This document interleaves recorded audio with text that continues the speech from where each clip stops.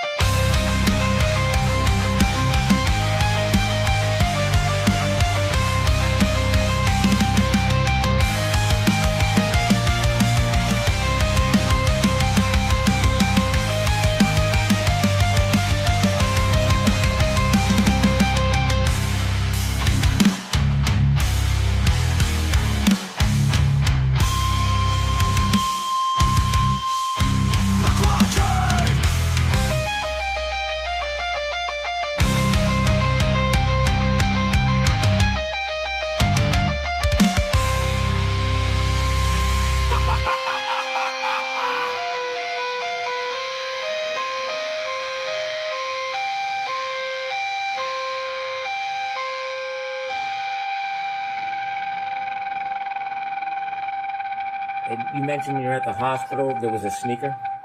One. Yes. Bukake!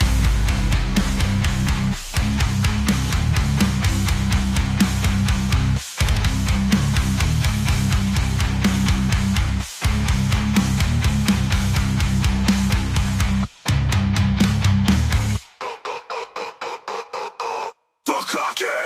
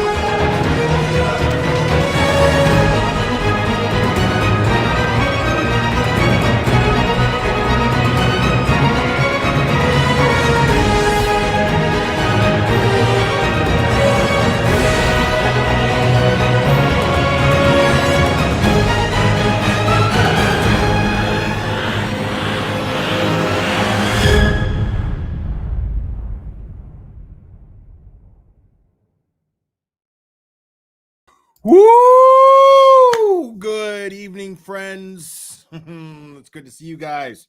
Man, oh man. It's Monday night, folks. I hope everyone's just as excited about Monday as I am. I'm totally kidding. If you guys been with this channel long enough, you know I don't give a fuck what day it is. Like ever. I have no idea what I'm going to talk about tonight. I missed you guys. I had a pretty productive day and I felt like just hanging out with you guys.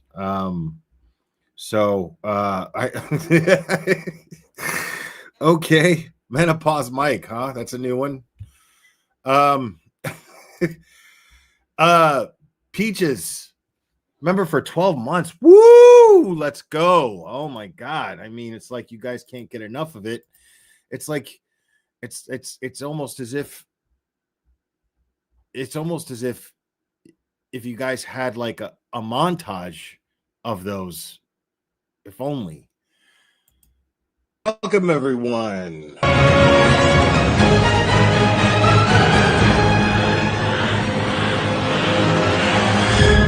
Woo! Woo! Woo! Woo! Woo! Oh my goodness, people. Woo! Woo! Woo! Woo! people. Welcome. Woo! Woo! Woo! Woo!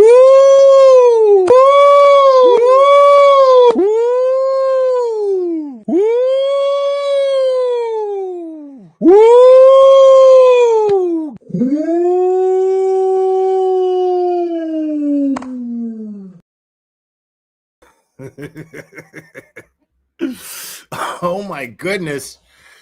Dr. Jen Toxic became a member. Peaches, member for 12 months. Nay, member for 20 months. And Nicole Meredith, member for 2 months. I'm glad you love it here. I'm really glad. So yeah, man.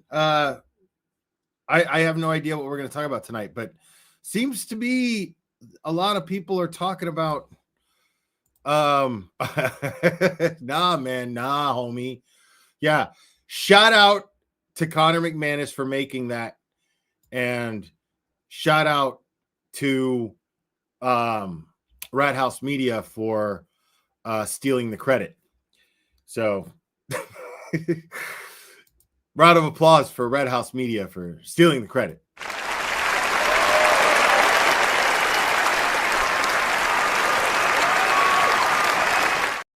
As you guys know, we are systematically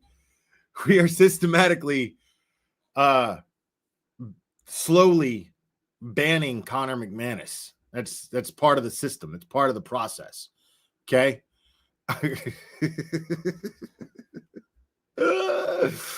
Oh man.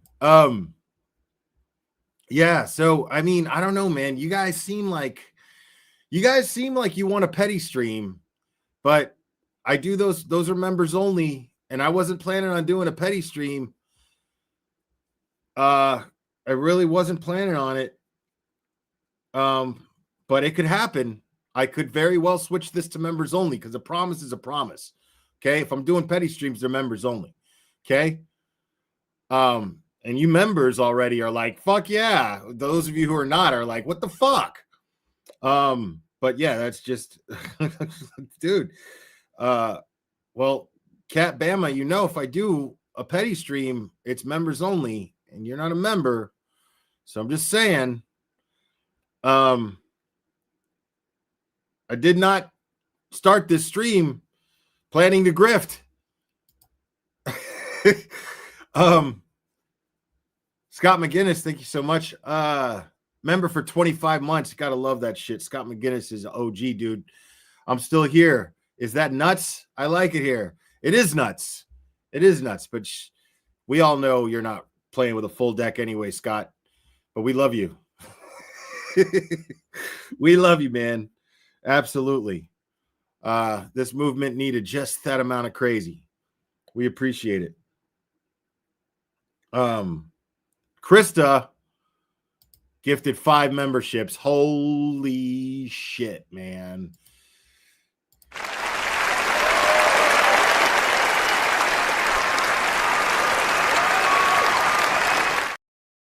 Tara Rayner, member for 3 months. Do it, bish. I love petty, y'all. I mean, we could go over those spaces. We could do that.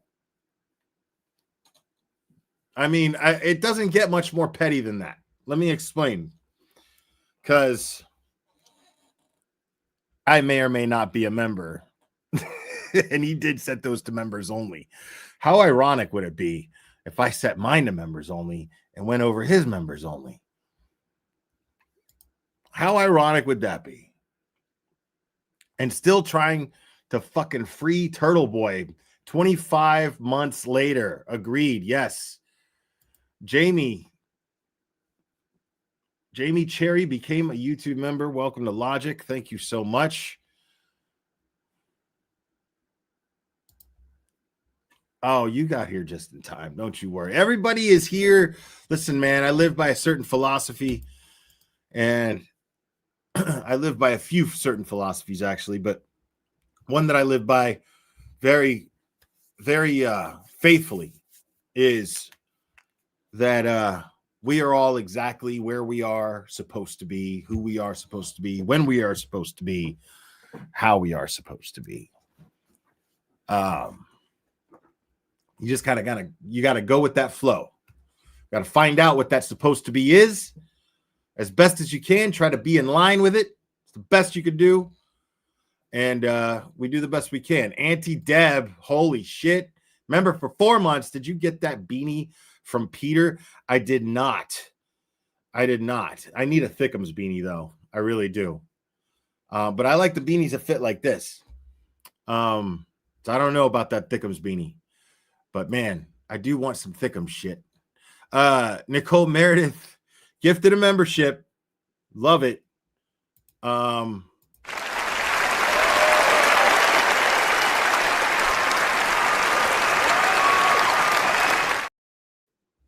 right. I don't know, man. All right. Here we go. All right, let's do this. Let's just do this. Let's make this very easy, because I honestly, I had no idea what I was going to do today. I was going to do this eventually, but I wasn't planning on doing it tonight. And let's just see real quick here.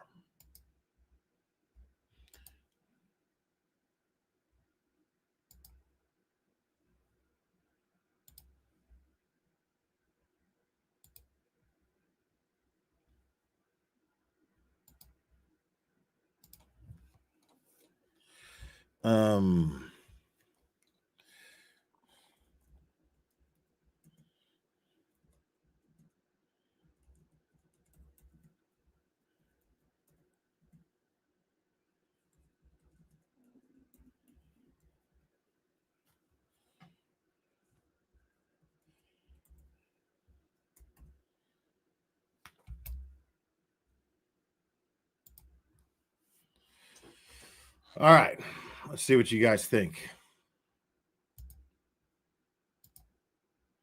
But hold on. You guys are, holy shit, you guys are going crazy in here. Kim's Ladybug gifted 10 memberships. Holy.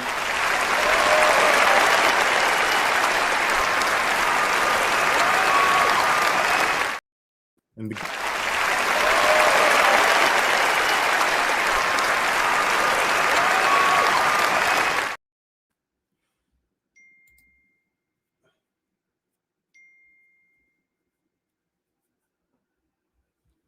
oh, Jimmy.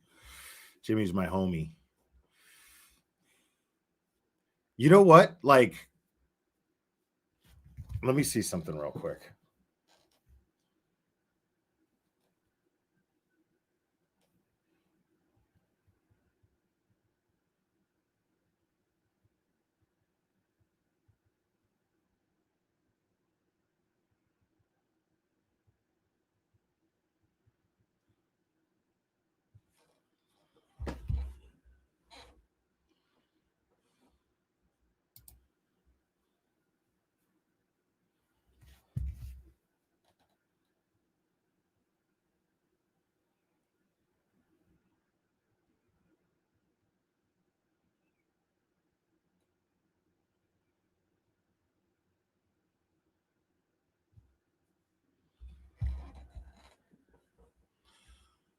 Sorry, guys. In the works here.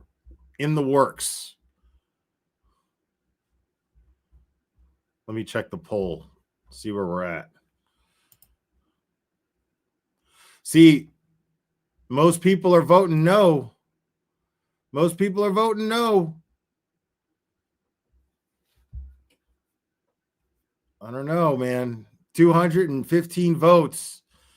And it's neck and neck, but it's leaning towards no. Superstition gifted a membership. Thank you guys so much. Now, I expect you to switch your vote if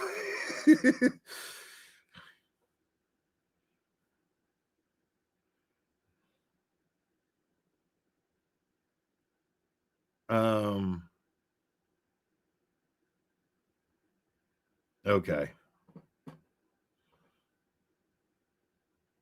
Okay. looks like we're gonna be watching this. No is winning 60%.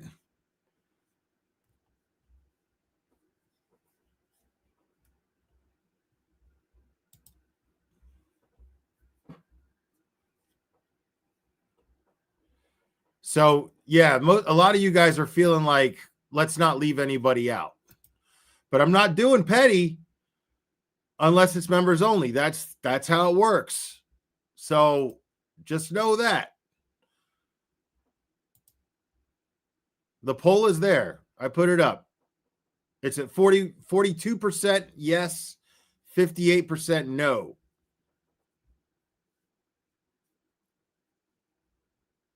And I feel you guys who are not members because I wasn't planning on this. So if this does not become, if the majority does not vote yes, I will figure something out here, as I always do. Member for 3 months, thank you so much. We do whatever the fuck you want. Pretty much. Pretty much.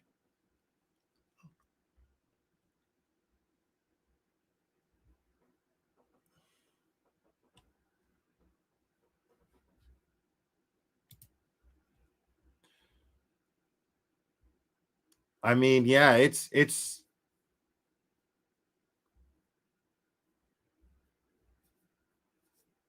I'm going to close it at 5 minutes. And it's climbing to no. It's now 60-40 no. So once this thing is up for 5 minutes, and there's not even a minute left here. So I'm going to go ahead and close this poll very soon. So we're not doing petty tonight. Doesn't look like.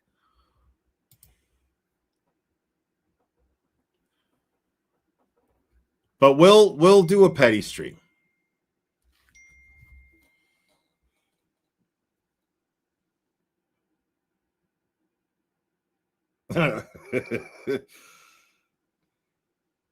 Okay. All right, hold on. Yeah, no petty tonight, guys. That's it. Yeah, 62%. It's climbing no. So, all right. The people have spoken. Okay? It's only fair. If I had planned a petty stream, it'd be different, but I had not planned one for tonight. I just wanted to feel you guys out, see where you guys were at, and the majority of you guys don't want a petty stream tonight. So we're not doing a petty stream. We'll have fun. Regardless, we're going to have fun, people. Okay? Now you just fucking relax because we're going to have fun, damn it. You understand me? Anyway. Hold on. Let me see what I got here. Hold on. 1977 Felicia. Oh my God. Oh, here we go. Yeah. I think we got a super cat. Super cat. I think we got a super cat. Super cat. Super cat. Super cat.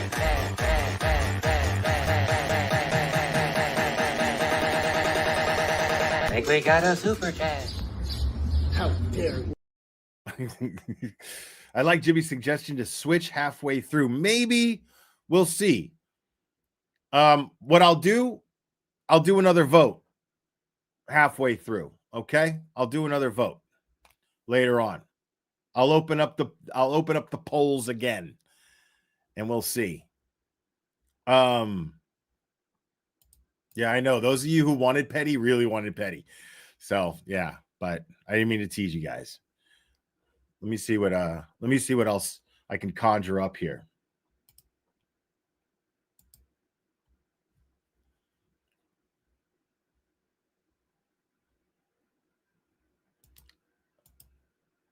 Oh man, fuck. This is a Spaces and I can't watch it. I can't watch it. Since I'm banned on Twitter, I can't watch it. Boston Babe became a YouTube member. Right on. Welcome to Logic.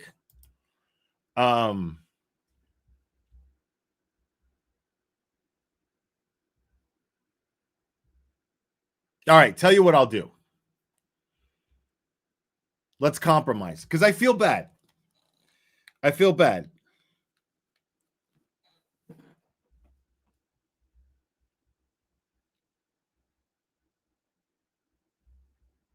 Let's try this. How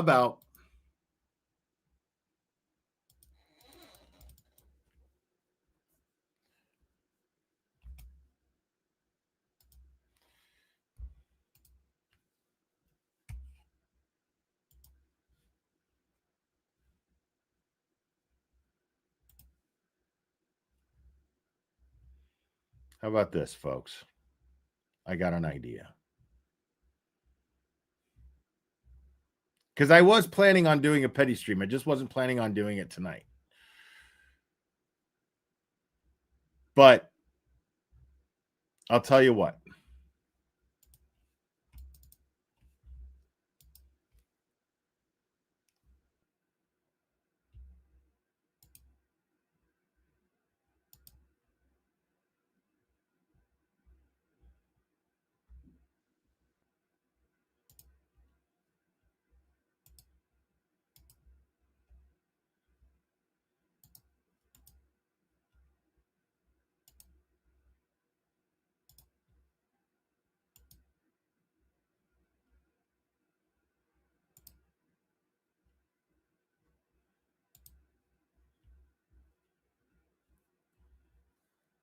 Tell you what I'm going to do.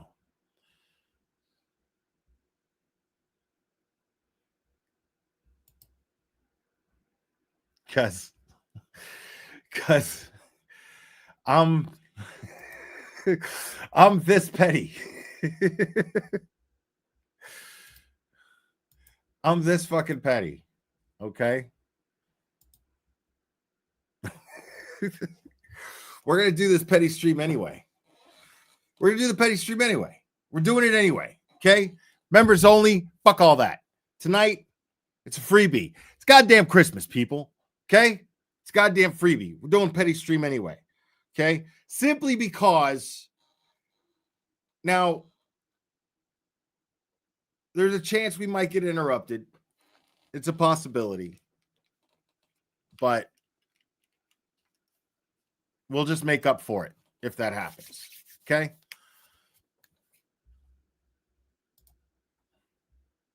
Now,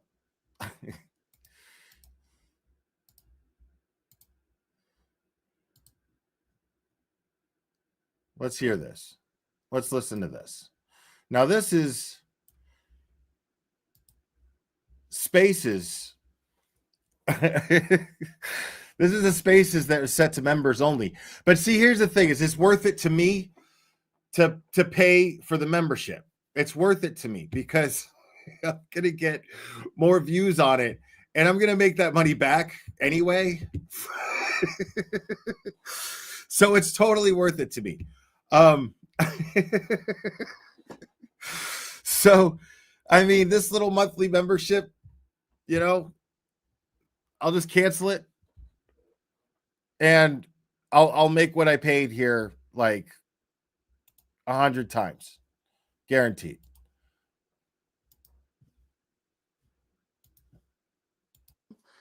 And I'm thankful on this call on September 1st. He didn't play it for me. I didn't ask to hear it. He told me enough about it. He was like, I can't believe it. She thinks I should thank her and that like she doesn't owe me anything. Like, can you believe it? And I'm just like listening to him vent and stuff. But I'm like, to this day, I'm so thankful. So this is Meredith. Now, I don't really have anything to say about her that I haven't already said, if I'm being completely honest. I'm already at that point, you know, like she's still posting about me, but I don't even really care. You know, like it's affected me in like no way at all. So like I don't care. It just shows how crazy she is. So, you know, I mean, might as well just let her be crazy, you know? I mean, whatever Aiden chooses to do with that is on him, you know. He's the ex, dude. I don't give a shit what this woman says about me because I don't have any feelings about her one way or the other. So like she can't hurt my feelings. You know what I mean? And when crazy people say hurtful things, I laugh about it. I don't get upset about it, you know? So, you know, but again, I didn't date her, you know what I mean? So, but, it's still fun to listen to a crazy person just be crazy, because this person doesn't realize, like, she doesn't realize that the more she goes, the crazier she looks. And it just goes on and on and on. And it's like, and it's one, like, she changed her Twitter name to some shit that I don't even remember what it was. And it's crazy shit. I think it has something to do with a Taylor Swift song. And then, right.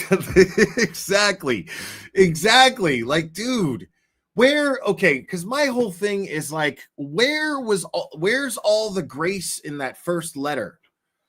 You know, I even told Aiden this, like, where's all the grace in that first letter to begin the relationship?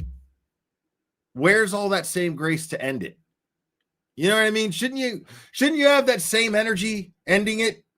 Like, shouldn't you be, if you're going to be this graceful, classy person, then, you know what I'm saying? Like, then why not act like it in the breakup?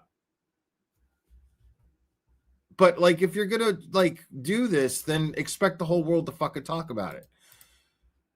I mean, well, he didn't play it for me on that call, because I'd be even more of like one of the people, like a target for being accused of sharing it. I'm one of the few people for out of the ones I've named that he didn't play for it over the phone. I didn't hear it until September 8th, in person at a lunch, the infamous lunch now.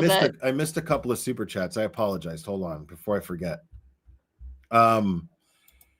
Bob Brown, thank you so much. Will, your bug-eyed imitation of Vagina Mike was pissing my pants a bit cold.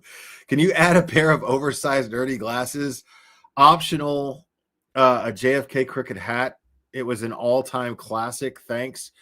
Yeah, like, we were gonna listen. I had a pair of glasses, like, and I bought them specifically to parody Bill Cannon 2 years ago, and I had them and I used them, and I took them with me because I was going to parody me and Jimmy. Actually, there was a lot of things, like, you got to understand, there's a lot of ideas that happen, but they don't make it past the cutting room floor, you know. And I didn't have a lot of ideas.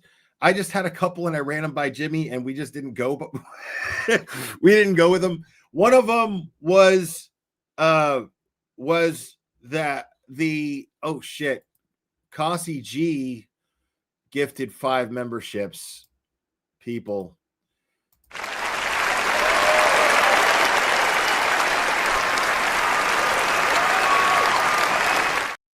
Especially appointed prosecutor Robert Cosgrove, everybody. Thank you so much for that, bud. So and right there, I just got my money back from Crawford's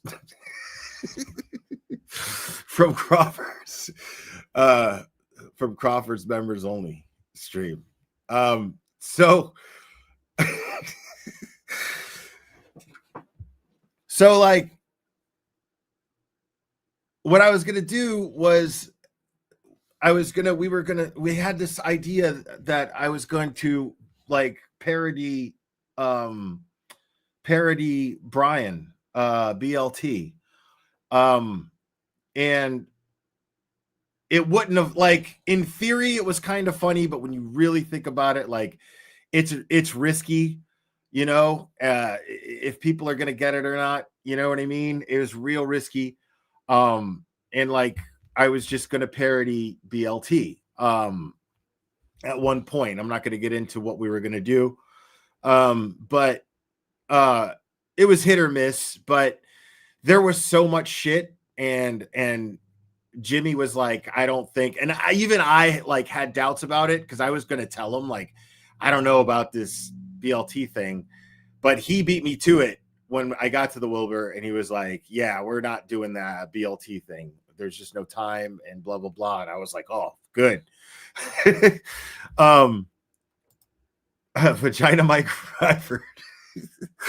Thank you so much. Don't hate on the glasses. Keep them dirty and hide the crooked eye. Right. And the thing is I had them and I took them with me to Boston that time. And then on the way back, somehow they broke in my bag. And so I just haven't picked up another pair. But yeah. But I mean, I'm wondering what is the point of is Kryford in this? Is he in the spaces here, or is he just streaming the spaces and recording it so that he could use it for content? Because he and not even talk over it, not even add any thought to it, just have it. Have I sent out any new dick pics? No, I haven't sent out any in a while, actually. But they're out there. They're out there. Yeah, there's a pretty good reason why they're not shared around. But they're out there. If you look hard enough. If one were so inclined, they could find them. Was talked about on that space. So Karen had already reached out to him in August. I mean, the next day after he recorded her, she reached out to him and said that Will contacted her and said somebody told him. It's like he said, she said she already, and there's text messages to prove that Karen. I haven't listened to this yet. So reached out to Aiden, or that so was just his word to you that, oh, she called me. So this is that Valerie idiot, right? I think you have proof that she sent him those messages. I have ones from September 1st that I think are out there on the internet. I'm not going to ever share any any messages with me and Karen. Yeah. I'm not going to do that like she and Joe have done.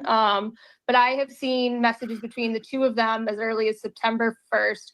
But he said she called him, I think, on the 31st. But I know for a fact she reached out to Will. I love that they're just Scooby-Dooing the stupidest shit fucking ever. Like that's like that's what's going on here. Like these two fucking brilliant minds, you know, are Scooby-Dooing something that doesn't fucking matter. The stupidest shit in the world. Why? Because one got dumped and the other one's just got nothing fucking better to do but fucking hate on people on the internet. Will immediately went to him. And we had this conversation on the night of the 1st. I was like, I don't think it was Will who would have told her, because I don't think Will's that smart to like bluff like that she called him and asked him about it and then go back to you like that. I was like, I mean, that would be like really calculated, but I just don't think I'm sorry, but he's not that smart to do that. I mean, sometimes people do that. They can steal from you and then tell you they're going to help you look for your money, right? Yeah, but Will the level of intelligence just isn't there to me. I don't know. So according to her, because I wouldn't do some underhanded shit, especially over something so fucking dumb, that means that I'm too stupid to think of doing it. Not because I wouldn't think of doing it because it's fucking retarded and I don't fucking care. Not because of that, but because I'm too stupid. I'm too stupid to be calculated enough to dig so deep into something so fucking arbitrary and retarded. Okay. Yep. I mean, I just feel like that's so fast. That happened. I mean, this happened August 29th, and it's like literally the next day, she, somebody, and it's just, I don't know. I mean, there's only a handful of people. Supposedly he's saying that, but it's just a lot of he said. I mean, said, right? She's not wrong. Like, I'm kind of fucking stupid. You know what I mean? Like, I can own that shit. I've owned that shit my whole life. You know what I mean? Like, I fuck all that politically correct bullshit, oh, well, learning disability, blah, blah, blah, blah, blah. No, man. Like, if you have a fucking difficulty learning things, well, then that's being less intelligent than other people who don't have that difficulty. You know what I'm saying? Like, it makes you kind of stupid. You know what I mean? I'm kind of stupid. I get it. It's totally like I'm smart enough to know that I'm kind of stupid. Put it that way. You know what I mean? I'm aware of my intelligence level, but I also understand that I could never fucking handle college ever. Like I would never survive. I wouldn't survive one semester in college. I have the worst possible study habits. I'm incapable of studying. When I read things, most of the time I have to read it twice because I will read and then I'll be thinking about something completely different as I'm reading. I do it here. It happens here. When I read motions, I will have to repeat something because I was thinking about something I fucking read 5 minutes ago. And I'm still reading. You know what I'm saying? Like, so, like, yeah, I mean, in that sense, I'm a little stupid, you know, but also the fact that I couldn't handle college, but yet I damn sure can hold up in a conversation with some of the brightest legal minds to appear on YouTube channels and even fight and win one of the most high profile and most important cases of the decade, if not the century. So I understand that I have that kind of intelligence as well. You know what I'm saying? So I'm not selling myself short. I'm just a realist. And I believe in being self-aware. You know what I'm saying? Analog 1260, thank you so much. Southern Voice, Meredith talks 10 words a second with gusts to 50. She makes as much sense as a football bat.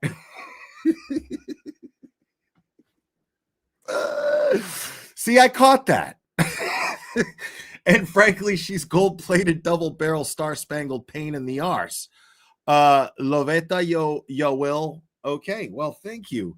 That's one of the best super chats I ever got. Fantastic. I mean, so yeah, man, like I get it, you know, like that's fair. But this is somebody, but you got to understand also, I'm also intelligent enough to understand that my level of stupidity is not something that she understands. And my level of intelligence is not something that she understands, nor can even relate to, because she completely and totally lacks self-awareness.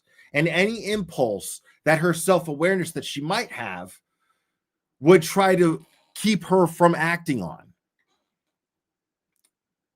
Because her actions have been dictating this for weeks and weeks. This has been, I mean, before it was known that they even broke up, this woman was the nucleus of all the fucking trouble in this entire community.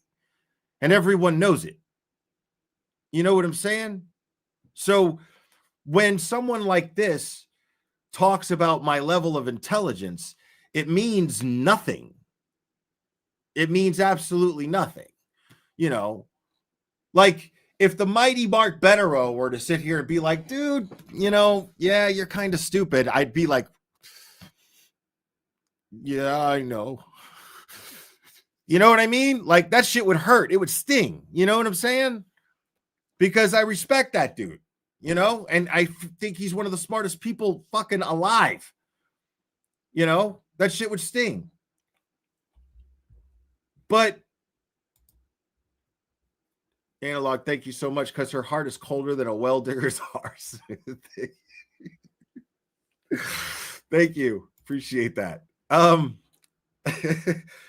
So, but coming from the likes of her, someone who can't even, someone who filmed this man, A, without him knowing, B held it over his head, caught him in the most in one of the most vulnerable states a man could possibly be in, and then held it over his head, using it to try to as blackmail to humiliate him, so that she'd stay with him, so that he'd stay with her. Like, that's fucking next level fucking crazy right there. Why in the fuck would I care what that person thinks of my level of intelligence? You see what I'm saying? Right? And then it's like, okay, Will said somebody told him. Listen to who she's telling this to.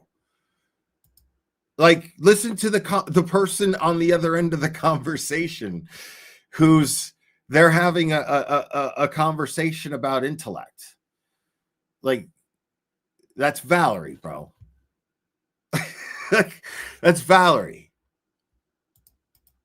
You know, so it's just like, how do you prove this to be the truth? You know? Yeah, I don't. Sorry, go ahead.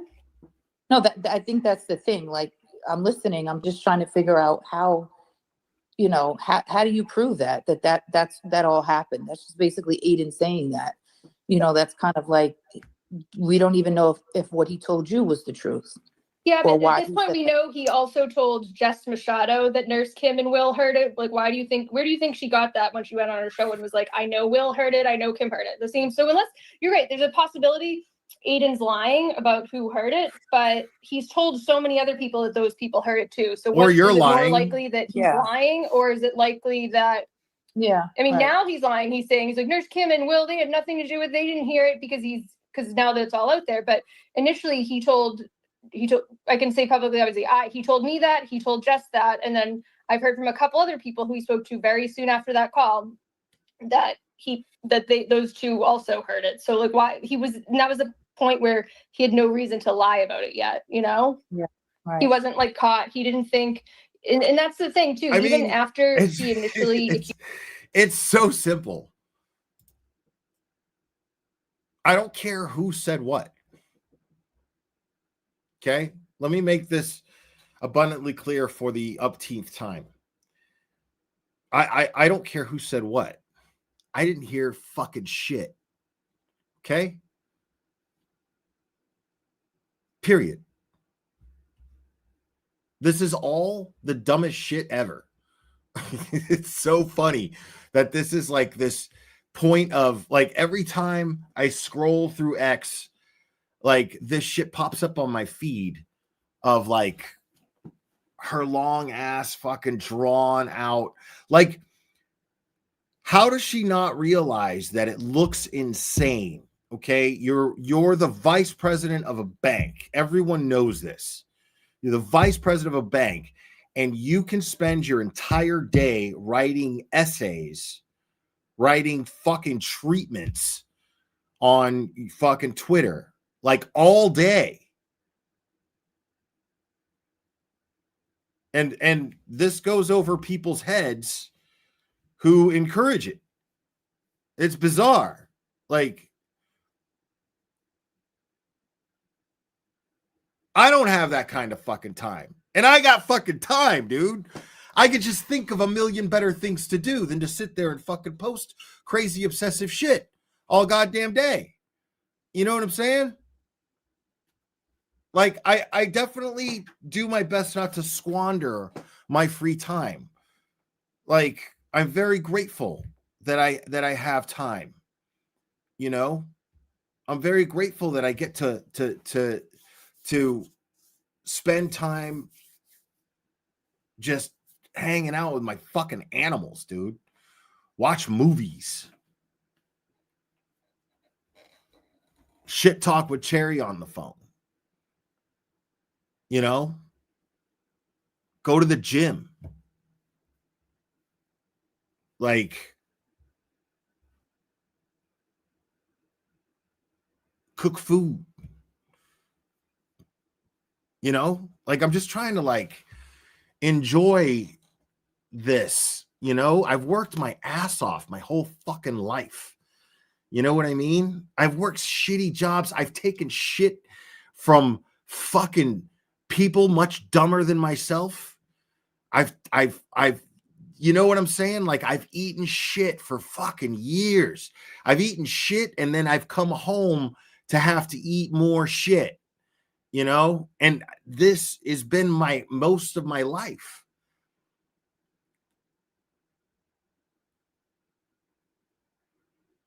And now, it can't be a coincidence. Once I changed my perspective on life,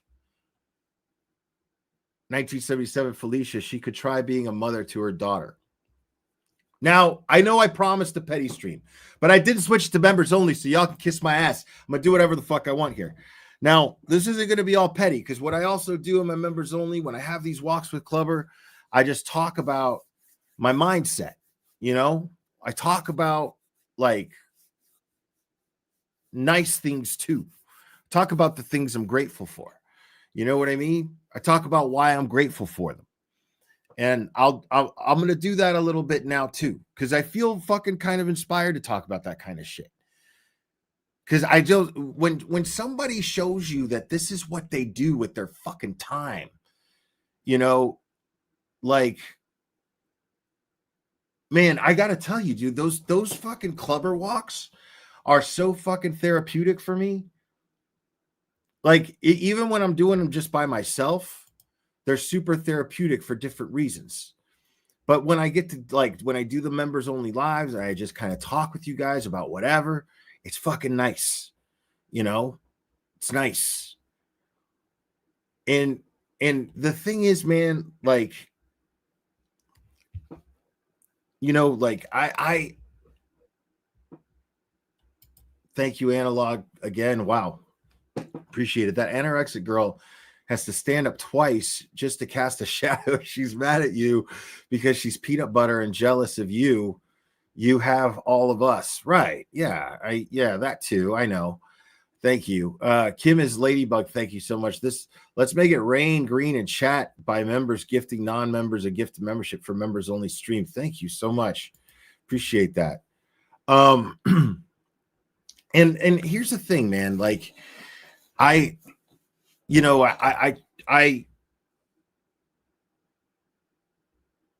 can't be a coincidence that my life has gotten easier to live once I decided. Now, it wasn't immediate. It didn't happen overnight, you know, but I got to a really low place, the lowest place you could get emotionally, mentally, and then I fucking climbed out of it. And it wasn't easy, but I figured out, like, a blueprint. You know, that's what this whole thing is. I've told the story a bunch of times. I'm not going to get into the details of how or when I came up with that, but I use those words. They'll use those things as kind of a guideline. I'm not perfect by any means. I fuck up all the time. It's just something I try to make a conscious effort to focus on, are these things in my everyday decision making. And my life has improved vastly. And I'm not trying to sell nobody nothing here. I'm not trying to preach nothing at nobody. This is just all. If I'm trying to inspire anybody to do anything, is come up with some shit, some system of your own, and manage your shit. This is mine. This is what I did. And, you know, I'm not fucking writing it in a self-help book or any fucking thing like that. So I try to apply these things to my everyday decision making, and it helps a lot. It really helps. And I wouldn't be able to do it if I hadn't really hit bottom at one point, you know? So it's like when people talk about, like, these things that happened before I made these changes in my life, like, I laugh, you know, like, I don't, half of them are not even fucking true. And the other half, it's like, well, yeah, I mean, it's no secret that, you know, I was an entitled fucking shitbag. You know what I mean? Like, I was emotionally fucking entitled. Me. But how does that make me feel? And feeling sorry for myself and thinking that the universe has something against me and that's why everything goes wrong because the universe is bad. That's bullshit. It's all bullshit. It's where accountability comes in. Like, at least 90% of the shit that fucking happens to you can be traced back to a decision that you made. Period. There's no fucking denying that. There's no escaping that. You can blame the fucking world all you want for your shit, but blaming other shit is not going to fucking fix it. The only thing you have any control over is if you're fucking accountable for whatever decision you made. I'm not saying to blame yourself, and I'm not saying to feel sorry for yourself. I'm not saying to fucking, I'm saying you take accountability for you. Just simply acknowledge, okay, I made this decision. This is probably why I shouldn't have fucking done that. And then I'm probably not going to do that anymore. And you make a conscious effort not to. And therefore, decision-making becomes easier moving forward. You know what I mean? Like, it's a hack. I'm not sitting here trying to preach some fucking guru shit. I'm just saying it's a fucking hack. If you make a fucking conscious effort to be self-aware, like, listen to people's criticism, dude, and then ask yourself, is that shit fucking real? Like, and take that hard look in the mirror, dude. It's not easy to do that shit. It's not easy because naturally we want to fucking blame whatever the fuck's around us for whatever's happening to us. Ah, shit, man. If this fucker hadn't done this, then I blah, blah, blah, blah, blah. Well, maybe you shouldn't have let that fucker in your house. You know what I'm saying? Like, exactly. Check yourself, you know? You'll be glad that you fucking did, dude. You know what I'm saying? Like, you'll be fucking glad that you did. And these are people who don't check themselves. They're too scared to face. No. There's no way. Not me. That's everybody, dude. Like, that is everyone's natural fucking way. It's, you got to like somehow dig deep and try not to do that shit. Nobody can fucking beat it. Nobody can ever overcome it. You know what I mean? You have to be fucking Buddha. But you can definitely make a conscious effort to be aware of it and watch out. Just watch it. You know what I'm saying? Rhonda, thanks so much. Thanks for your clubber walks, Will. Not only good for you, I enjoy them. Right on, man.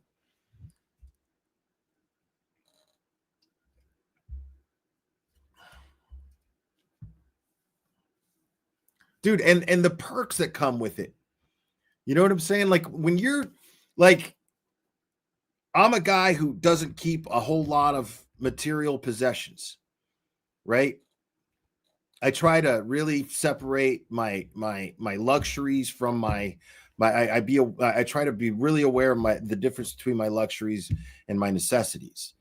And I like to splurge sometimes, you know what I'm saying? But I limit my luxuries so that I can splurge from time to time. And the trick to that is just to be really grateful for the things that you got and your ability to obtain these things, you know? Like, I don't drive a car. You know, I know how. You know what I'm saying? Like, I can afford one. I prefer walking. Like, I did it for so long because I had to. And then it was just like, well, I mean, instead of feeling like, oh my God, this fucking sucks, I can't wait to fucking drive, I learned to fucking really enjoy my walking. I love to walk. I love the environment. I love it, you know? And so, you know, I look at the idea of having a car as like a ridiculous expense, like a completely arbitrary, just an add to my stress. you know, because I hate traffic. I fucking hate being stuck in traffic. I used to scream at my windshield. I used to fucking scream at my windshield, dude. I don't want to fucking do that anymore. When I'm walking, I'm always moving. Very rarely do I have to fucking stop. Very rarely. I'm moving. I'm getting to where I'm going. Is it taking me longer? Yeah, but I'm enjoying the environment. You know? And I'm getting my cardio in. I'm getting my steps in. People are like, dude, I can't believe you're fucking 50 years old. I'm like, that's because I fucking walk everywhere, dude. That's it. Dude, it's a miracle. Dude, the fact that I am alive and healthy is a fucking miracle. My entire life, I have put so many harmful substances into my body and been lazy as fuck other than just working. But the second that I fucking got off of work, I wasn't doing jack shit. You know what I'm saying?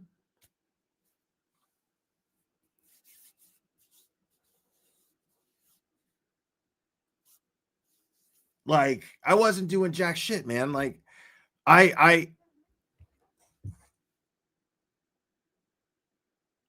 but like, I lived off of fucking fast food, dude.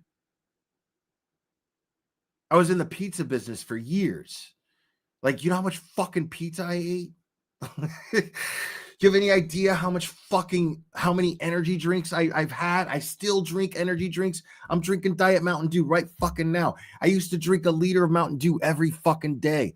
I've been smoking cigarettes for the last fucking 35 years. 35 fucking years I've been a smoker. It is a miracle that I'm walking around as healthy as I am.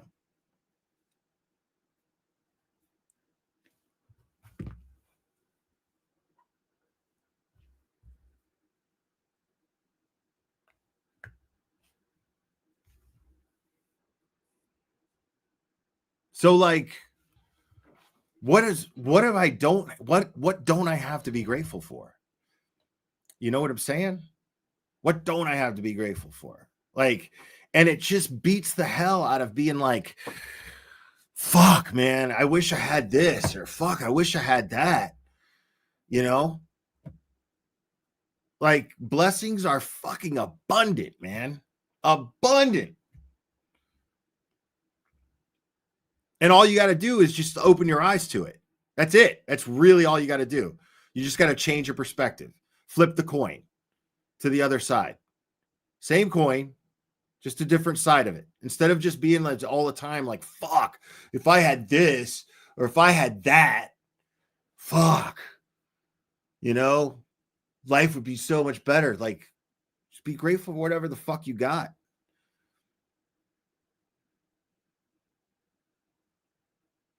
And things are always coming to you. You know what I mean? They just always are. You know? They are to me. And it's fucking great.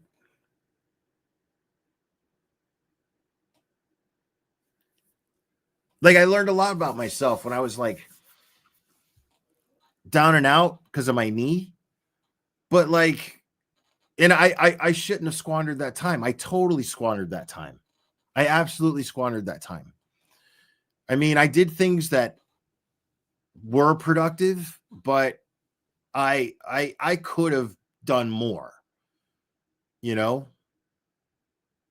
Like, it's a miracle. It's crazy that like I'm back into my normal routine that I was before I hurt my knee. I never went to the doctor. I never did anything.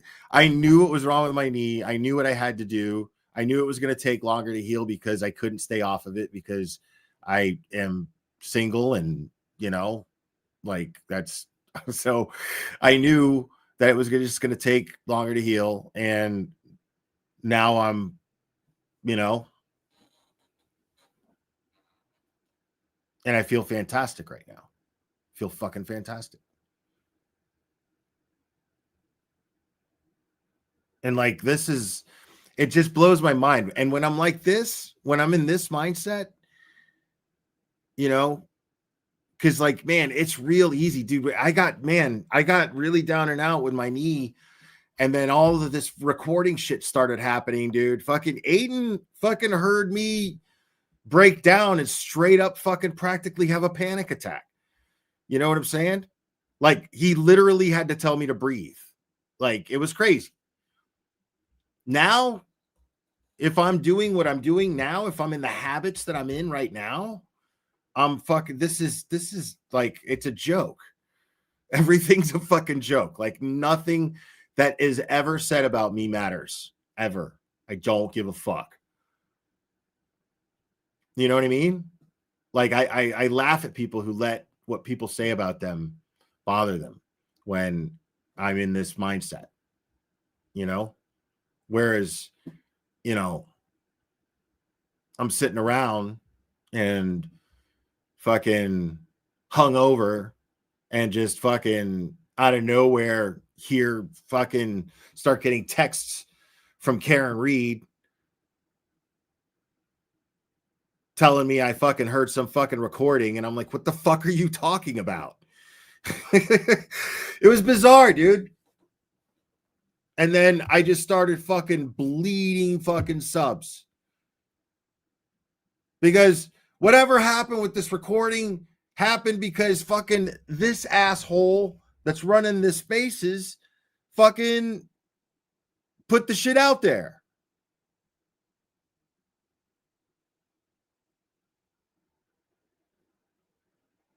So I don't know who fucking did what. All I know is I didn't hear shit. Still haven't heard it.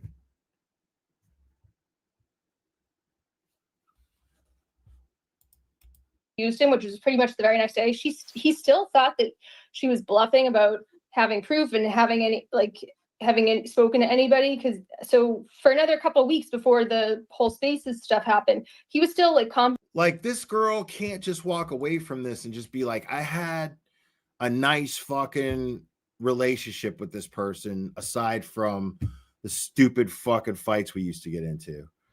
You know, just be like, okay, you know, hey, it didn't work out. That's what fucking grown-ups are supposed to do. It just didn't fucking work out. So I'm just going to go on and live my fucking life because I'm semi-good looking. I know I made jokes about how she looks, but fucking she's pretty. You know, she's intelligent. She's successful. The problem is that she's fucking nuts. You know, like, and you don't have to be fucking nuts. Like, how can you be intelligent like she is and not see what this madness is? Makes no sense. Definitely sharing it with people to try to get people on his side about this whole thing. I just think it's crazy that he would think so. Like, if I recorded somebody tonight, right, on the phone, and then that person just contacts, you know, let's say I record somebody tonight and I tell like 2 or 3 people, oh, I recorded this person for whatever reason. And then the next day that person is like, oh, you recorded me, or I heard somebody said that you recorded me. I mean, I don't see how anybody could say, oh, that's probably the person just bluffing, because it's so close in time that I don't understand how that could be a bluff. Valerie, that's exactly what I told him, but he like refused to believe anybody would betray him. And dude, the nature of this conversation is so fucking retarded. It's fucking surreal how stupid this is. He was like, maybe, I think she's just suspecting it, like maybe because she was so angry on the call. And in my head now, I'm like, yeah, maybe she was suspicious because you were so calm, because you knew she was recording her. Maybe that's you in your own mind thinking she's paranoid. But the fact that she kept pushing it and knowing for sure she was like recorded, and she called Will, I was like, no, this isn't a bluff, Aiden. Like, yeah. But he like refused to believe any of them would betray him. I mean, if she didn't call me, she just fucking texted me a bunch of crazy shit. And I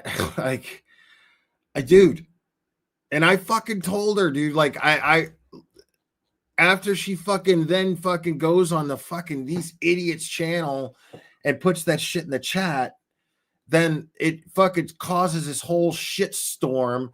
The fucking whole community implodes. She doesn't give a fuck. And like, yeah, that shit was stressful. That shit was fucking stressful. Because that was the thing, is what was really bugging me is I really love this community. I fucking adore it. Every positive thing that I have ever said about this community, I have meant with all of my heart. And for that to happen, and by the person that was the subject of this movement, that shit was heartbreaking. You know what I mean?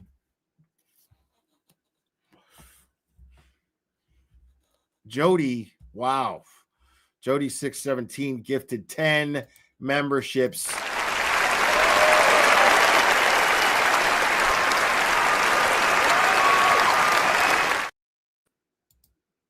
And Sarah, be creative. I love you all. Yes, we love you too. Thank you so much. I mean, like, it was just so stressful, like, because there were positives too, because the good thing is that we now know, you know, like, I hate when I know that certain people fucking suck, and because I care about the community, I don't want to cause a rift in the fucking community. You know what I mean? I want everybody to, like, at least have the appearance that, you know, everybody's on the same page. You know what I mean? Like, I didn't want anybody to know how I felt about Crawford. You know what I mean? Then I just fucking, that whole stupid thing, that dude, just the fact that he had the balls, and I knew where those balls were coming from, to tell Miss Shorty not to have Grant Smith Ellis and tell people not to watch, was just so shitty. And I knew who it was coming from. And most people at the time just saw him as, oh, well, you know, he's the guy who has Betero on. You know what I mean? So, like, you know, I guess it's okay for him to tell people what to fucking do. And that shit made me mad, you know? So I was like, no, fuck that. Nobody fucking needs to be telling anybody and bullying people what to fucking do with their fucking channel. And yeah, I felt like he was trying to bully her because he had a larger amount of subscribers. She was a smaller channel, and he could control to some degree whether or not people were going to watch her. And who cares if she has Grant? You don't know what the fuck she's going to do with that. And it's so disrespectful to be like, you're going to give this guy a platform. You don't know what she had planned. She could have absolutely fucking had a whole fucking, she could have had some hard hitting fucking questions ready for this dude. She could have fucking she could have had a whole roast ready for this motherfucker, for all you know.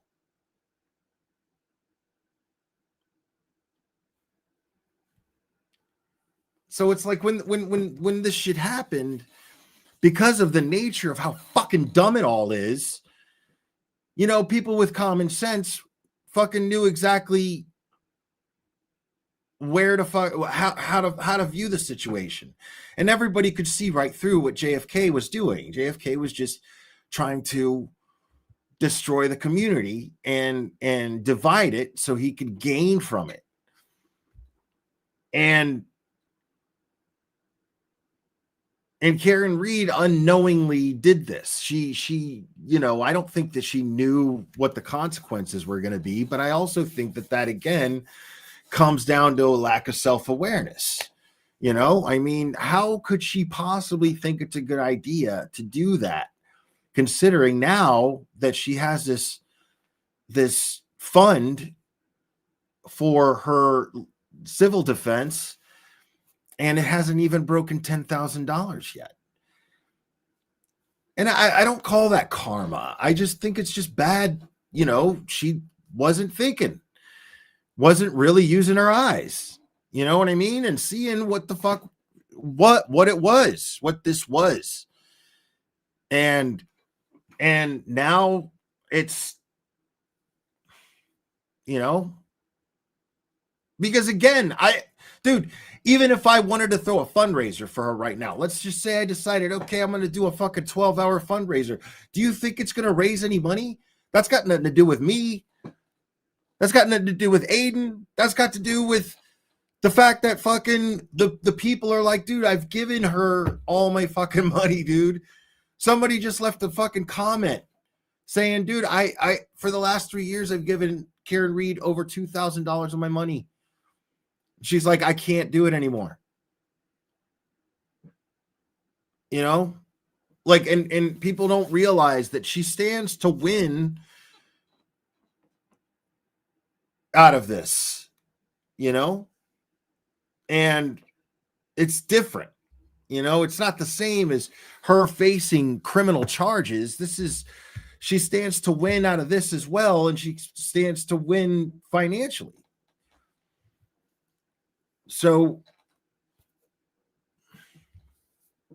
it's just like, and it sucks because I would like to see her get the support, you know, I would, but I can't blame the people for their reasons for being like, okay, I'm I'm tapping out. That's it.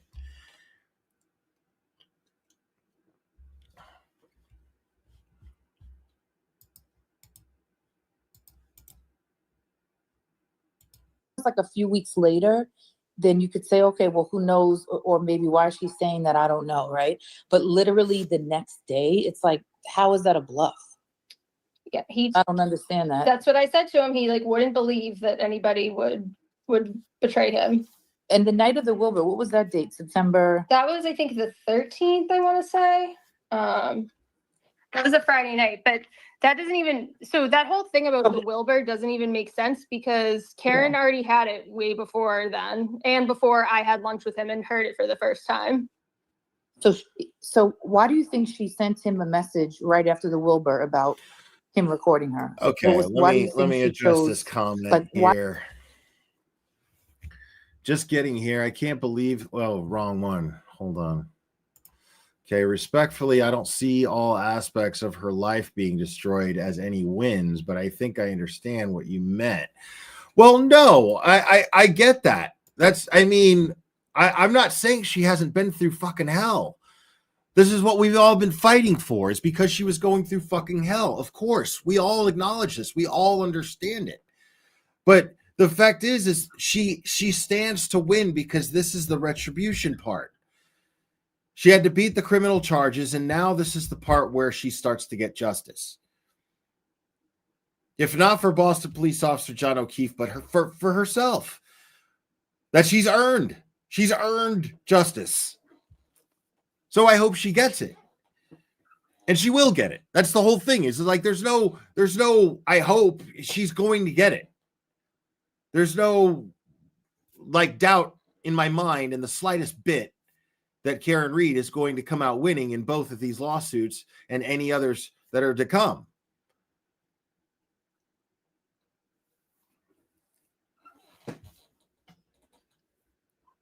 You know, but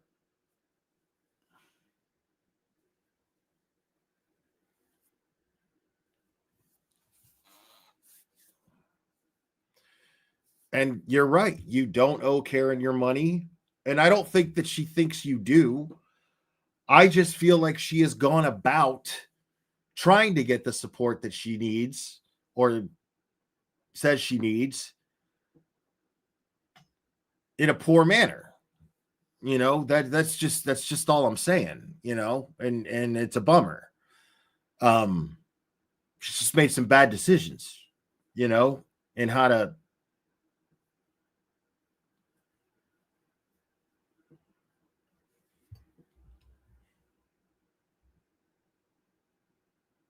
But I mean, I feel like there's ways it could be fixed, but nobody can do it but her, you know?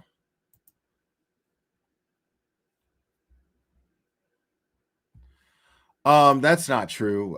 Nick Rocco raised a lot of money for her too. But the whole thing is like the community raised that money. That's the whole point. Like what's happening now is proof of everything that every time I've always said.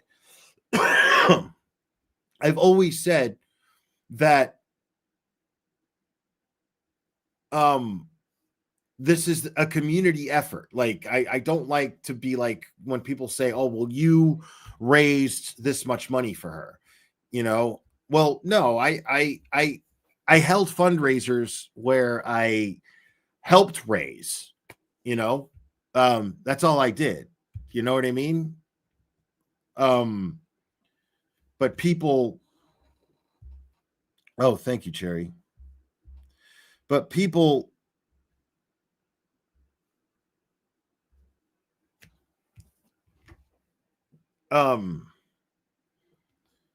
you know, it's easy to say, oh, well, you know, Will raised that money, or, you know, Nick Rocco raised that money, you know. But no, the community came together. Turtle Boy gets just as much credit for that as I do, as Nick Rocco does. Because Turtle Boy made the majority of this community aware of Karen Reed and the corruption in Norfolk County. So, you know, this is a fact that's undeniable. But make no mistake, this is the point, is that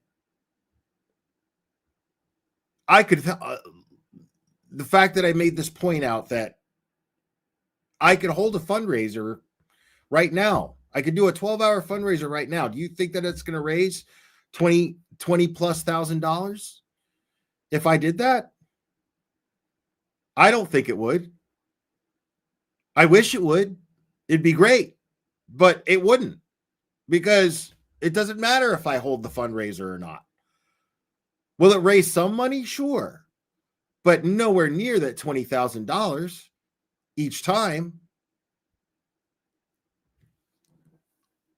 So that's my point, is that right there is proof that it was the people that are responsible for these fundraisers and raising all of this money. I'm not taking credit for that.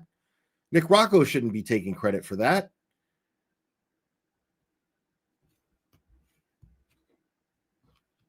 Hell, Aiden shouldn't even take credit for that. Nobody should. It was all of you, you know? I mean,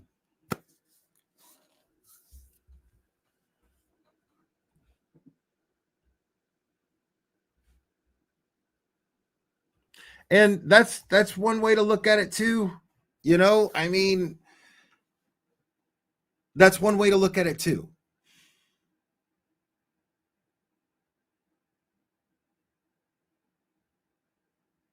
Because Aiden is facing jail time for doing his job and making people aware of, giving people, providing people with the incentive. Now, this is a fact. This is just true. People may not like this, but this is the fucking truth. That without the information that Aiden obtained, ended up getting charged for and thrown in jail and set up and thrown in jail for,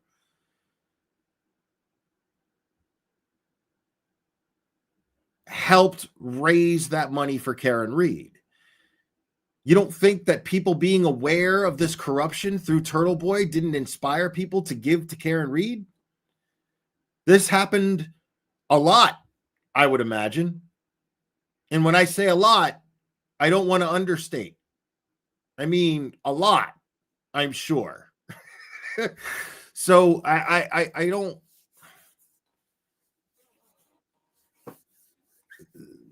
you know, this is something that can't be overlooked.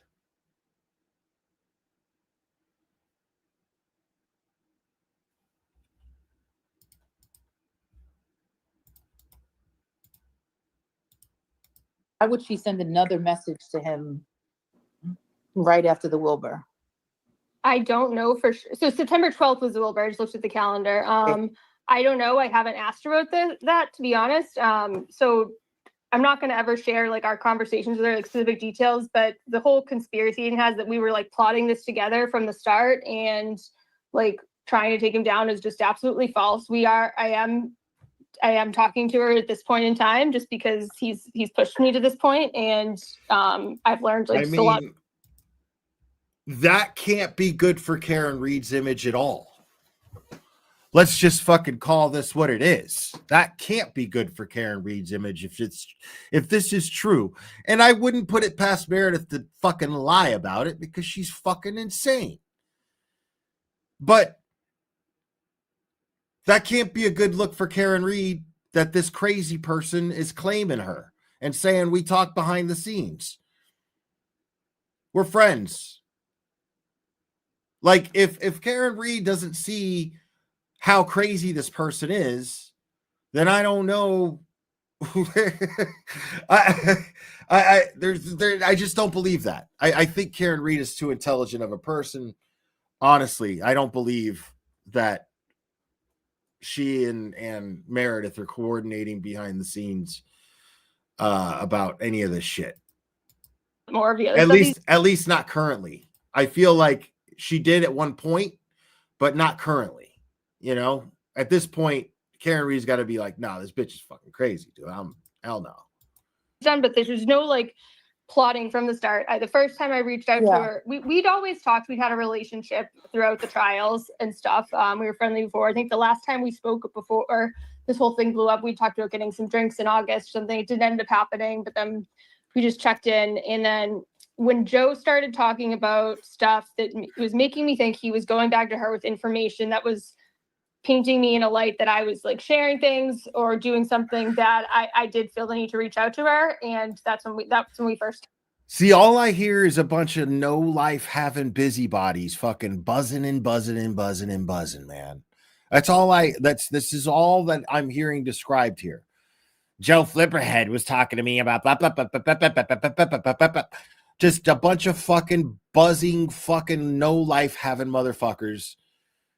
You know, like, it's so fucking crazy to me, dude, that they spent their whole fucking days on this shit. It's amazing. Started talking about the recording for the first time. The only thing I've really gotten permission to reveal is, and I think you may have seen this,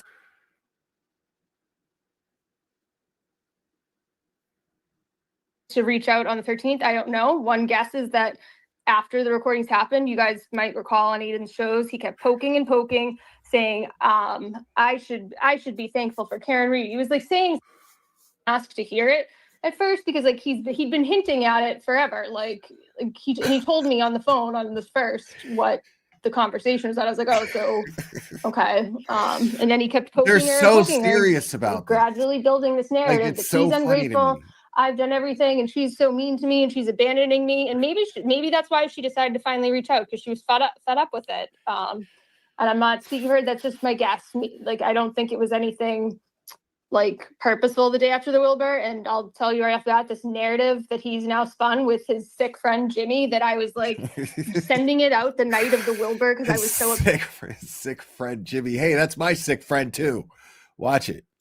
That like no what people don't know is we had met at the lunch a couple days before the Wilbur, and then he came back over 2 days before the Wilbur to exchange things. And yeah, like I'm so mortified honestly that I ever like went near him again, but we hooked up both days. We were talking and he invited me to come. You not shutting the fuck up ever is your way of being as close to him as you can. This is as close as you can get to him, and this is why you're doing it. Melissa Hendricks, thank you so much. Will, has Karen asked you to do a fundraiser as of recent? Just curious, since you have breached the subject a few times recently. No, she has not. She is not. She hasn't asked me for anything other than to admit to something that I didn't do.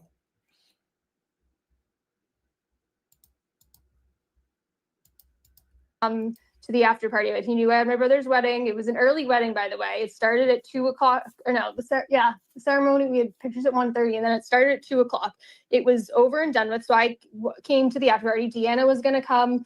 Lauren was there. I went with Lauren just to the after party, the encore. He invited me there, and things were fine. There was no like me being like scorned and stuff. And yeah, I sent him a drunk text to hook up, but what he didn't show you was all the text before then and then after. And yeah, then I texted him later the next day. I was like, sorry, I was drunk. I won't bother you. And then he texted me back immediately, like, it's okay. You're not bothering me. Like, how was the wedding? Trying to chat and chat and chat. And all week I ignored him because I was just like, no, like, this is like, this is a really bad idea to start hooking up with him again this past week. Like, I'm not going down this road. He would text me about like his court cases and stuff and all this stuff. And I ignored him the whole week until I had to finally talk to him again because we found out Tina was Marinil. Tina, who we also heard is back on his legal team because she was telling people she was going to a meeting with Cosgrove. So he was like gradually sliding her way back onto his legal team. She doesn't stop. This is somebody who's saying in this rant of craziness, right? This is just a bunch of rambling. And in this rant of craziness, this is someone who is saying, I was avoiding him. I was ignoring him. I didn't even want to see him. But she is taking every opportunity she can. Like, clearly he lives in her head, like growing old, like the fucking final scene in Inception, bro. Well, not the final scene, but like the fucking the just before they wake up on the fucking plane where they're fucking old men. It's like that's Aiden, is the fucking old Asian dude fucking that's been in her fucking head fucking, and he's eating soup fucking. I've been here, an old man living with regrets, eating soup and shit. Like, that's Aiden in her head. That's what's happening. He's been there for centuries, bro. He doesn't even want to be there. Doesn't want to be there. Hopefully, Aiden could just wake up on that fucking first class seat in that airplane.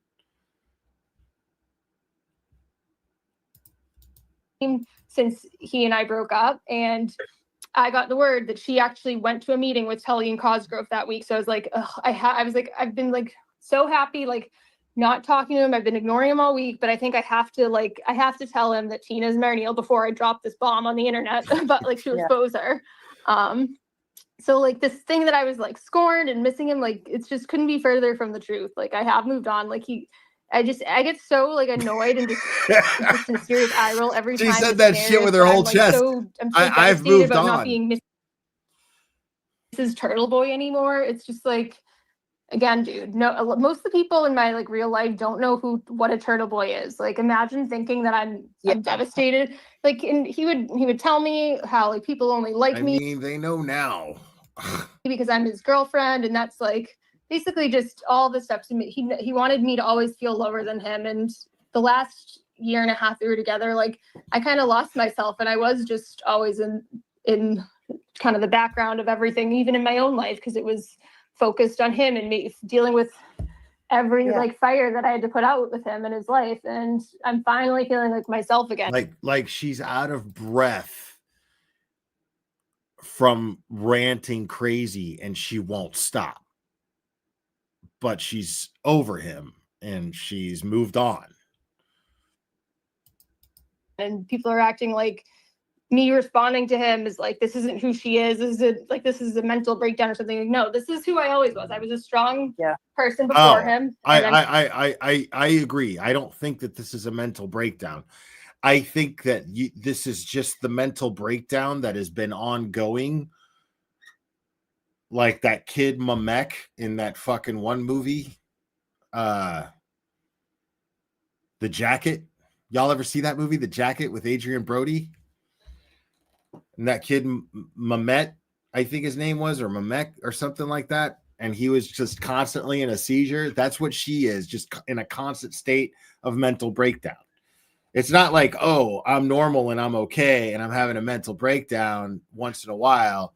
Like, no, that's not what happens with Meredith. I think that what happens with Meredith is that she's just on a constant fucking stuck mental breakdown, on a constant, and she knows how to mask it in order to like get through her day-to-day shit, you know? And now she like just doesn't give a fuck. Now she's just like in full fuck it mode. Let me see here.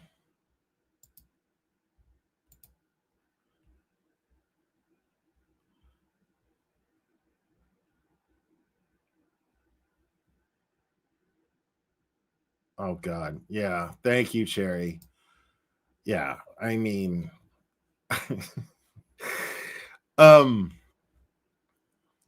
so all like this is just a constant. She just knows how to like act like she's normal and not totally fucking insane, which means that like she's that kind of crazy where she's like Letitia Stout crazy. You know what I'm saying? Like, now I'm not saying that she's violent. I'm not saying that she'll, you know, murder somebody. You know what I'm saying? But I'm saying that like if she were to murder somebody, she doesn't get to blame her crazy for it. You know what I'm saying? Like, it's the kind of crazy that it's like you could have fucking, you know that it's wrong. You know what I'm saying? She knows what she's doing is wrong. She knows it. She just has this weird mechanism in her brain that doesn't fucking work. That she doesn't have that mechanism that or she doesn't listen to the mechanism that tells her this is making you look like a crazy person. Like, this is not okay. You can't do this. You know, you're just going fucking wild on the internet about people, and it's all because you had a breakup. Like, that's it. You had a breakup. Like, that's it.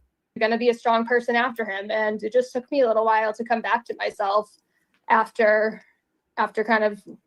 I mean, he twists things very easily. I can see what he does. So it's, you know, it can look a certain way to people. Even, you know, the whole Wilbur thing, I was like, well, to me that made sense. Like, yeah, you sent him a text, he didn't answer. You guys are, you know, in this type of, you know, relationship, even though you're broken up. Yeah, you know what? She probably did send it because, you know, fuck him. And, you know, so it can look that way from the outside without understanding there's so many pieces to it. But it wasn't, yeah. And he didn't, of course, he doesn't post the full context of it and how he was. Meredith. Yeah. Let me interrupt for a second. Finally, I got my speaker working. Thank you. And that was me that hit that noise by accident. I'm so sorry. Okay. But what you said exactly is true. Like, he played all those text messages only from his side here? And made it sound like you were, you know, the most controlling. MILF Pink Lady? MILF Pink Lady. Okay. Crazy girlfriend that was always texting him. He didn't show both sides. I mean, obviously in a relationship, if you just read one.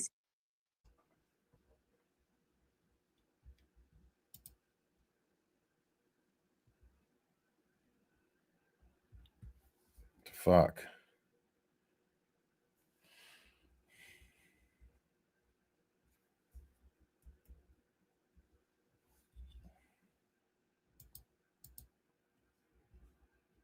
There's no sound. I'm not getting any sound. Before I even heard the recording later. Could get into good standings if he just makes videos. Go back to making videos about me, like basically, like, you know, be on my side and we can be friends again. What did he do? I mean, listen, what happened with Flip and Olivia? I'm not gonna be like, oh, I was on his side for that. I am, and I believe that was fucked up, in my opinion, and I'm gonna stick with that. Well, I hear it now. Like, two things could be true too. So he, you know, because he was so outed and you know, Aiden said such bad things about him, he probably feels like this is my opportunity to be in his good graces, and now he's kind of going for that, which that's his choice, but I don't. This is just funny. Like the only like, purpose any of this serves is pure comedy, because like this is not affecting Aiden at all. You know, like as I understand it, Aiden is going to probably seek criminal charges against her. And I mean, that's his truth journey to have. You know what I'm saying? Me, I just prefer to laugh at her. You know what I mean? Like so like she tweeted this thing. She's upset now that I'm reviewing this, and says, apparently woman beater Will Lang Glairer is begging for my attention again. I guess Aiden didn't produce enough content for him to copy tonight, so he's latching on to me. Perfect timing. Tomorrow I'll be opening the vault even further. Stay tuned. Like, she doesn't realize, I mean, or she does, that like all we see is somebody who is holding on, who has been collecting information at best. I mean, the most sanest thing is that you collected information over time with the intention of using it to some later date for whatever reason. I mean, opening what vault? Like what vault is there?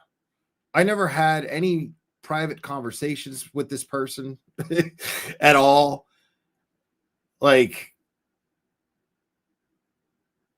nothing of note anyway. Like I there was like one time where my wrench was removed from Aiden's channel, and I was like, did something happen? And then she was like, oh no, it's an accident. And then got it put back. And that was it.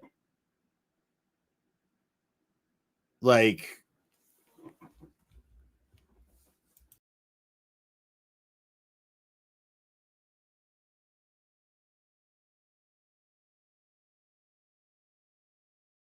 my bad, I hit the wrong thing there.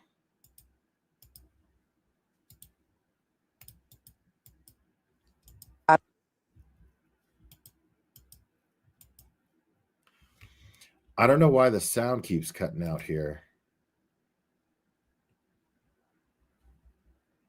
You're a mental patient, and now you want to see the sound keeps cutting out for me.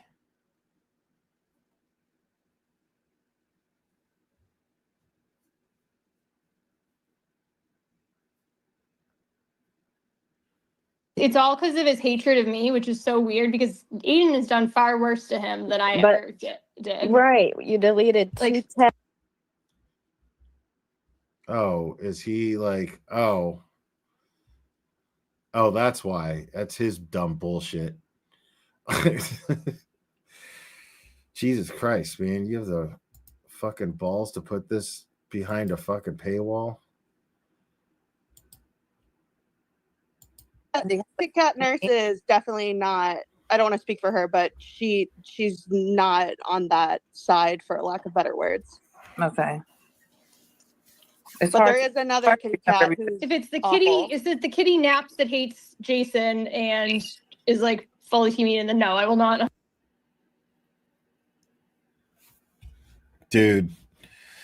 Yeah, man. So like nasty. So I don't know. And I remember that name, Kit Kat Nurse. She's the homie. She's no, good people. Kit Kat Nurse is awesome. Yeah, and I've had like a few people message others saying I've blocked them before in the past. Like I definitely blocked a lot of people at the start of this recording things. A lot of people were like, Meredith is lying too. Meredith won't tell the truth and stuff. So like, if you want me unblocked, just ask like Chris or somebody else on here that I clearly haven't blocked. And you know what's frustrating too, because there's a lot of people I like, and sometimes I forget like, oh, I like that person. Then I'm like, oh, this person is friends with that person, and then I'm like, oh, this person. Then all of a sudden, it's like you get it's confusing, right? Because it's a lot of people, and then you forget sometimes, who's who. So No, you I know. definitely do that too. So you're definitely not Oh alone. God, in that. what the And fuck things Yeah. are people change even too. Like, I talking mean, about? I had you blocked at one point. I think Valerie, when you were like, Yeah, I was I was lying. Like things change, and Of course. it's honestly We're just a bunch of people who are completely full of shit. We just block each other, but then as soon as the narrative changes, and then you like somebody that I like, and then you hate somebody that I hate, well, then we become friends again, and then I unblock you, and then we're all cool again. Fucking retarded people, dude. honestly, it's funny how a lot of like my feelings have aligned with other people's that I never would have thought in the last couple weeks.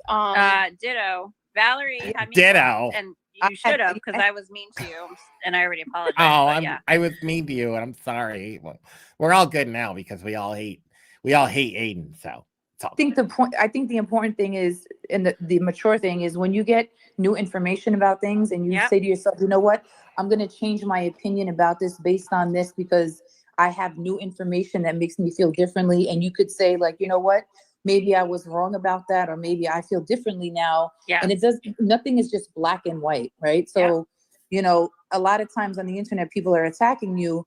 And it's not that I'm trying to be nasty, but sometimes it's just you want to just defend yourself. So like, if you're like, fuck you, I'm like, fuck you, bitch, right? Even though sometimes because we're just disagreeing, and for whatever reason, it happens like that. Maybe I'm having a bad day and I might be like, hey, fuck you. Like, and you're like, and then we say, you know what? Oh, I kind of agree with what she said. And then I might get some more information and say, you know who don't do that, dude? Grown-ups, bro.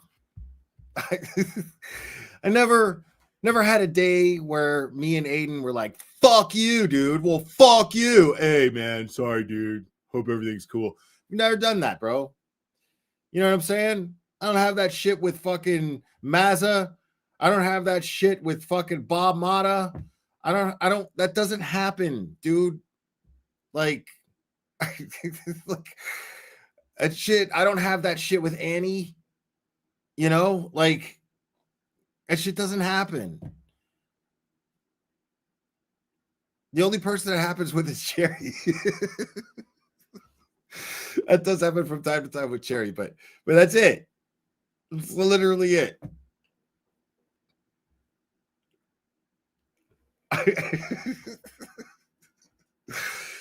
But I'm just like, I mean, listen to this. This is like a fuck fest of, oh, we all hated each other because they're fucking assholes who fucking were nasty to each other, but now they have a common interest, so now it's all good. Oh, I was such a bitch to you. Blah, blah, blah, blah, blah. Like, I'm sorry I was such a bitch. But well, you hate the same people I hate now, so. say, you know what, maybe I feel differently about that situation. So I'm willing to, like, you know. Yeah, Valerie, I'm so glad you said that. These are people with no fucking convictions whatsoever. Like, they don't fucking, you know what I'm saying? Like, complete and total, they'll just, whatever the fuck there is to fucking bitch and moan about, they'll fucking do it. Like, let's just go with whatever the fuck the weather is doing as far as bitching and moaning goes. Like, it's just a question of what we're going to bitch and moan about. Like, who are we going to bitch and moan about? Who are we going to fucking make our enemies? Who are we going to get? Who are you going to get on the internet? You know, like, it's so fucking retarded. This is amazing that this is grown-ups, dude. Like, this lady is in charge of so many people's money. That's so crazy to me.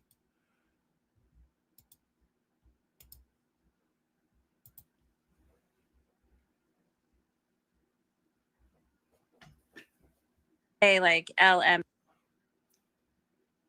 Jesus, dude. Get your shit together, Cryford.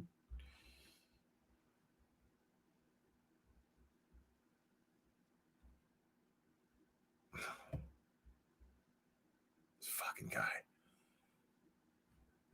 Sit here and wait around for this dickhead. Everything like it's based off of exactly what you just said, Valerie. So I'm glad you said that, because people are like, why are you changing? Why are you doing this? Intelligent people that think they're always right and that's it, are not people that, like, I respect people that can say, you know what, maybe I was wrong. I have new information. Yeah. I'm going to change my opinion. And, you know, we can, you know, I like people like. she likes people like that. But all this fucking dumbass has done since I've ever fucking listened to her talk is be wrong and get proven wrong one time after another. And now but yet she fucking continues and just like, this lady is completely fucking clueless. Total lack of self-awareness. So fucking funny. I respect people who, what? People like that, and it shows in maturity, and I feel like people like that are smart and intellectual. So I can respect the fact that, you said, I apologize. I said, I'm sorry. Whatever, we might have cursed at each other or whatever we did for whatever reason. Sometimes you don't remember everything, interaction of why things happen the way they did. But for the most part, we come to an agreement and we say, yeah, I think like that too. I feel like it's healthier. It's growth. Definitely. Yeah, it's growth. Right. It's growth. Exactly. And I think that it shows like a clear divide in like what's happening kind of right now, because there are people who are asking questions or kind of trying to focus on like the point instead of, oh, you recorded too. It's like, okay, well, why was Karen recorded in the first place? And then there's people who just kind of blindly, spew whatever rhetoric is coming from whatever YouTuber is saying that. I like, even just like looking in the comments now, there are just people randomly bringing up shit about Meredith that is like absolutely not fucking relevant to anything that's being talked about. And then you have people that are like asking questions because they want to understand. And it's really, I just think that there's not a lot of nuance in here. It's really kind of the people who want to know and the people who want to believe. Yeah, I think Valerie. Come on with the glitch. Let's go. Sticking up for Karen in the beginning of this and how I felt. And then you made a post like, girl, speak your truth. And it was like a screenshot of me liking them all. And I was like, I think I messaged you, Tara. I was like, oh my God, please, I'm begging you. Like, what can I do to get you to take this down? Aiden is already like threatening with me. Like, please. I was like, I'll do anything. Like, and that's literally how I felt for like over a month with this. And just the daily, it would go back and forth between him being like nice to me and then him threatening to do a show about me and expose me because like Jess was like started talking about me and I was like, I have to defend myself against Aiden. He's like, no, don't say a word. Like everybody will just like move on to the next thing. He's like, and you don't need to like explain yourself. I'll just say on my show it wasn't you, and people just blindly believe me. So like I think where I'm like, okay, I was like following up with that. I was like, okay, a lot of people are now saying like spreading stuff that you're gonna say it on your show. Like don't forget, like you promised. That's why I'm not saying anything. That's why I'm not saying I heard a recording like publicly because you said you would just say that, and he did, but he would get so mad if I talked to anybody about this for so long. Like it started the very next day when after that space when Chris had mentioned the lunch. Ass. Let's see what this So I found out Joe had already sent the text where I'm saying I heard it and 4 other people, whatever, to Lily and to Chris, and Lily went right back to Aiden with it the next day, and that's what first set him off to screaming at me. So that's Lily. Where do you get these fucking idiots, huh? Where do you get them? Because what she actually sent to him. So she sent. Tell me again what Lily sent to him. It was a text of me texting Joe, which I think ended up online the next week. Anyways, Chris ended up posting it, where I basically am like, bro. Yeah, he played it for me at lunch, and he told me 4 people heard it, and Karen. This is so like important to them, bro. Like this is what's blowing my mind. Like these are people. Like what's killing me is just like they're selling the content to this when it's like nothing. It's like they're this is so crazy. They're really sprucing up a whole lot of nothing. Like it's bullshit what they're talking about, but yet they're so fucking invested in nothing. They're invested in absolute bullshit. I forget exactly what the words are, but it's me admitting to hearing the recording and him playing it at lunch. And that's what went to Aiden, like pretty much the very next day before. After that spaces. Yes. And that was my question for the other night is why do you keep telling people to go to him directly? Like I don't understand. And then, especially the fact that she's like, oh, well, and she said in a comment that she ended up feeling guilty about the spaces and wanted to speak to him, one-on-one. But I'm like, well, you you felt guilty, and then you spoke to him, and then you gave him information. So like, I don't understand how that. I mean, that benefited him. So of course he was happy about that. Right. But basically, like, your advice is for us to give in to him, and just because it's not like, oh, you're going to speak to him one-on-one and he's going to be like some. Oh yeah, happy 50th birthday, Officer John O'Keefe. Praying for justice you deserve. Absolutely. I almost forgot it is John O'Keefe's birthday today. Different person. I feel like I don't understand her reason. Or it was for that. yesterday. I think he can't told remember. me that he basically told her, like, I can't admit to anything. I'm out on bail, which I get. And I told him not to. And that's why his lawyers told him to stop talking about it. And that was, Karen never wanted to take this. Like, I knew very early on that was not her plan. Okay. Listen. Karen acted like Aiden recording her was like the ultimate fucking betrayal. Like, the texts that she was sending me were insane. She was raving angry about it, and I didn't know what to fucking make of any of it. And I was just like, I don't know what the fuck you're talking about. Like, you're coming at me all fucking wrong. You know, like, that was basically my whole attitude the whole time. It was just like, you fucking coming at me all wrong. You know, like, it was so weird. And like, the fact that this is like, and for her to say, oh, well, she didn't make a, no, she made a huge deal out of it. She was so fucking, she was going crazy at me about it.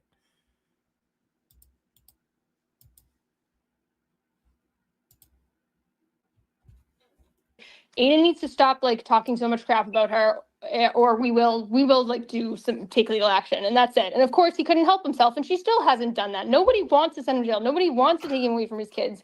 We're reacting to just months and months of just slander and just behind the scenes, and now as himself. Like, we're at the point where he's calling Karen Reed a cunt publicly, and that's accepted, and nobody wants to speak up. And that's how we've gotten here, from just people not saying anything and not questioning it and being afraid of him.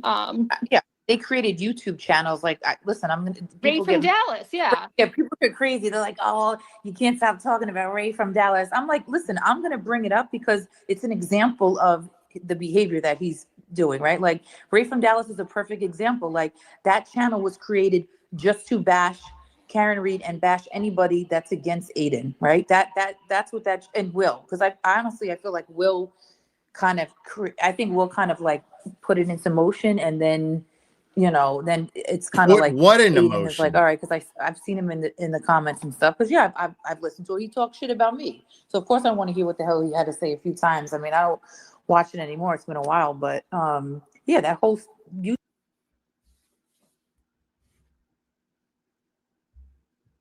that he and he would say was like that olive oil, long neck. He would bitch and cunt, and she's a vindictive cunt bitch. I mean, like, the stuff that he would say, it's like, that's horrible. Like, this woman, who did I say that all about? This time fighting for her life, and it's like you think, and he's saying that. Is she saying that I called Karen Reed a vindictive cunt?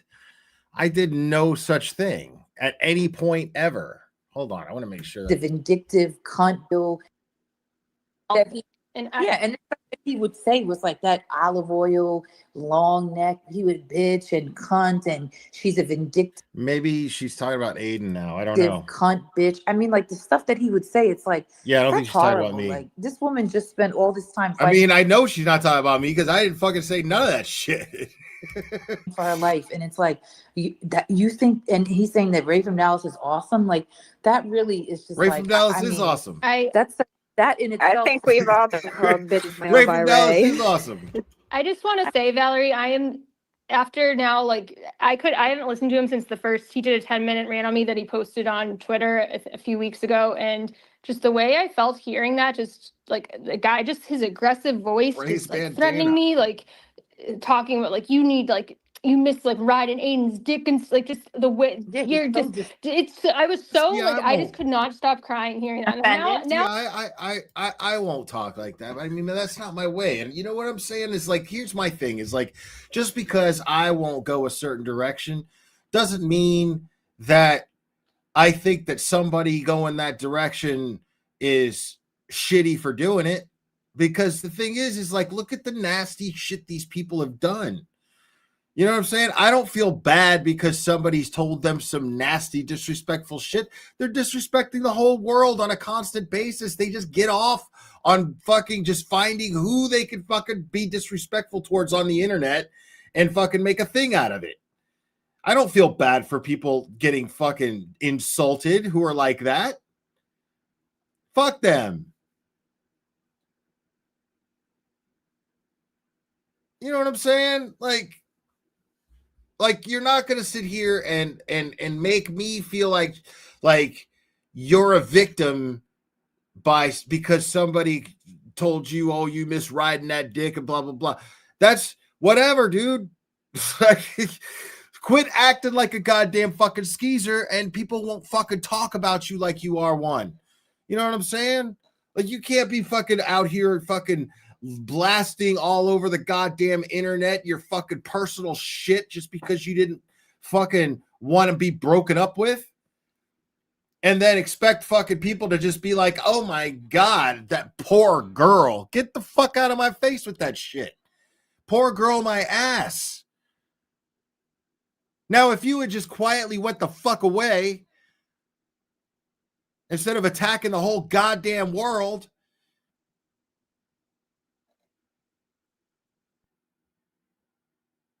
and then people were like going after you, I'd be like, yo, that's fucked up.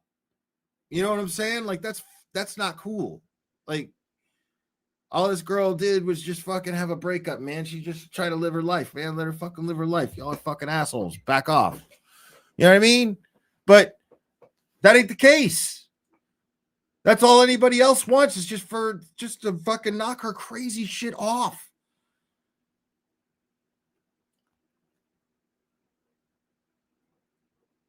Dude, she could even just be like, you know what? We fucking broke up, but I'm still supporting Karen Reed. She could fucking write tweets about the facts of the case.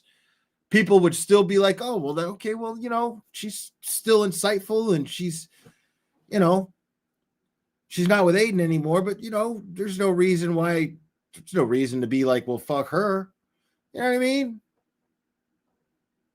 There'd be no reason for that. But the problem is that she's given everybody reason to fucking hate her guts. Because she's just attacking everybody.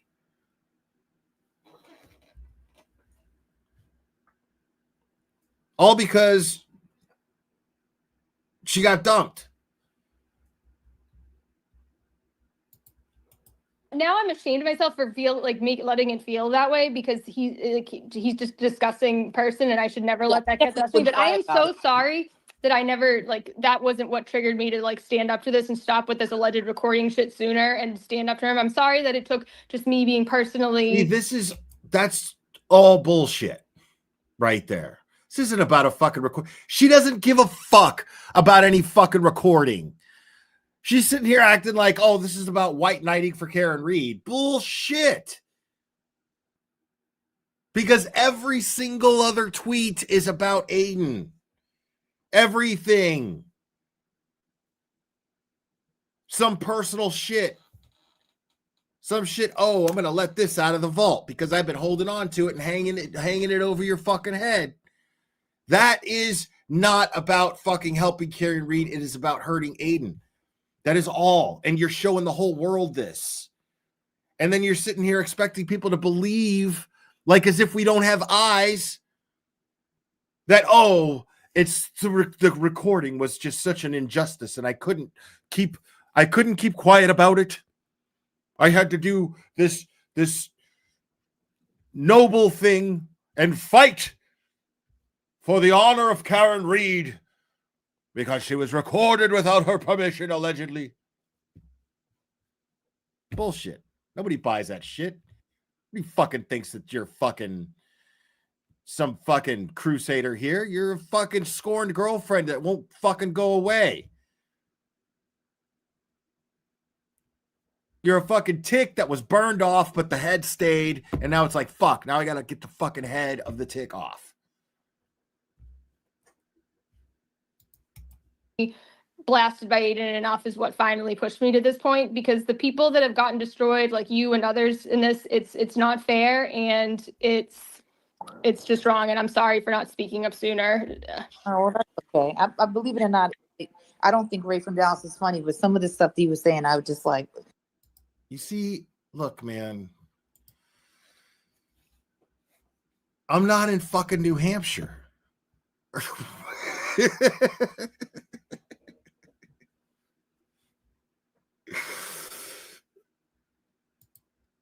The fuck does New Hampshire have to do with me? The fuck are you talking about? Explosion.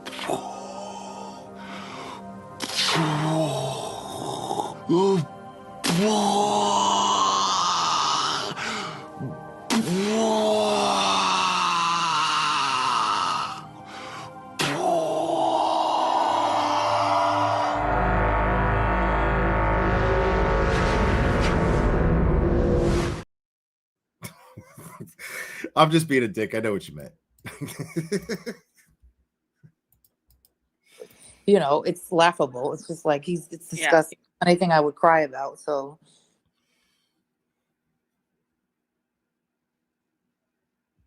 come on, man, with this talking about that you started this. He's like, Meredith started this. If she never posted that video of me, this never would have come out. I never would have had these lives, and I never would have talked about it. But like, people need to know that you didn't start this. Yeah, I mean, if people don't realize Chelsea. that, yeah. But not only Chelsea, he sent Jess Machado before Chelsea, and then the Joe Flipper. You know, like those Joe Flipper had messages with him where he's telling a one-sided story about that night in March and saying all these horrible things about me, how I'm crazy, how I must have leaked the recording. Those have been out there for a whole month before we got to this point where I started defending myself. I even like let those stand, and he was like, well, really, bro? Really? MacGruber says different, dude. You're lying. And you're a piece of shit. Like, Joe's crazy, and he put down, nobody listens to him. He was like, don't even respond to it. Who cares? Like, blah, blah, blah. But now, like, he's since admitted on his shows that he texted Joe that stuff purposely, knowing Joe would leak it all over the internet. So first of all, I didn't start it with Chelsea, but this has been going on since the middle of October, since the last day I talked to him, I think was the 15th. And he was like trying to get me to keep talking to him and saying I needed to apologize to him for like the 50th time for talking to Joe. And I was just like, no, like, we're done. We're done talking. I was like, so what? He's gonna try and ruin my life. He's threatened to. All these fucking stable people, bro. Joe fucking Flipperhead, you know, like, shit is so fucking wild to me, dude. Joe Flipper, dude, like, I'll never forget Olivia's, like, just the way that Olivia like reacted to Joe's behavior in that phone call. Like, I'll never forget that. Like, and she had no idea she was being recorded. She was genuinely fucking confused. You know? Like, he was having a fucking meltdown, and she was just like, I don't even know what to fucking tell you right now. Like, it was so crazy. You know? I felt so bad for her. He's threatening to call me work. He's going to do it eventually because that's what he wants. So he's leaked stuff with Joe. He has Jess start going after me. This, like, I didn't start this. Right. I tried to avoid this, and I took so much and didn't defend myself. Like, people were in my DMs like, why aren't you speaking up? Like, did you really like do all this stuff? And I'm like, excuse to go totally nuclear on me. And so you defended yourself. You defended yourself after all this, and then he's twisted it obviously to his audience and like make it seem like you posted these awful videos of him, but he already had. You totally did. He'd been sending them around. He sent them around to people. I have texts of him in October threatening to post them if I talk about the recording and clear my name about the timeline of the recording. He'd been itching. So what? He hacked into your fucking Twitter and fucking posted them? What are you talking about? You posted them on your what are you talking about? Like, I love how these people just make shit up like it's just supposed to be just that shit's so crazy to me, dude. Like, it's like they will these are the type of people that will say something and state it as fact. And I truly believe that if you put them on a lie detector, they would pass. Because the second I feel like this is my theory, is the second that they create the scenario in their brain, say it out loud, they have convinced themselves that it is the truth. They have that which provides them with the excuse to say it out loud. Does that make sense? And so, as a result of this, since they believe what they said, they're fucking gonna pass a lie detector test. That's what's fucking insane.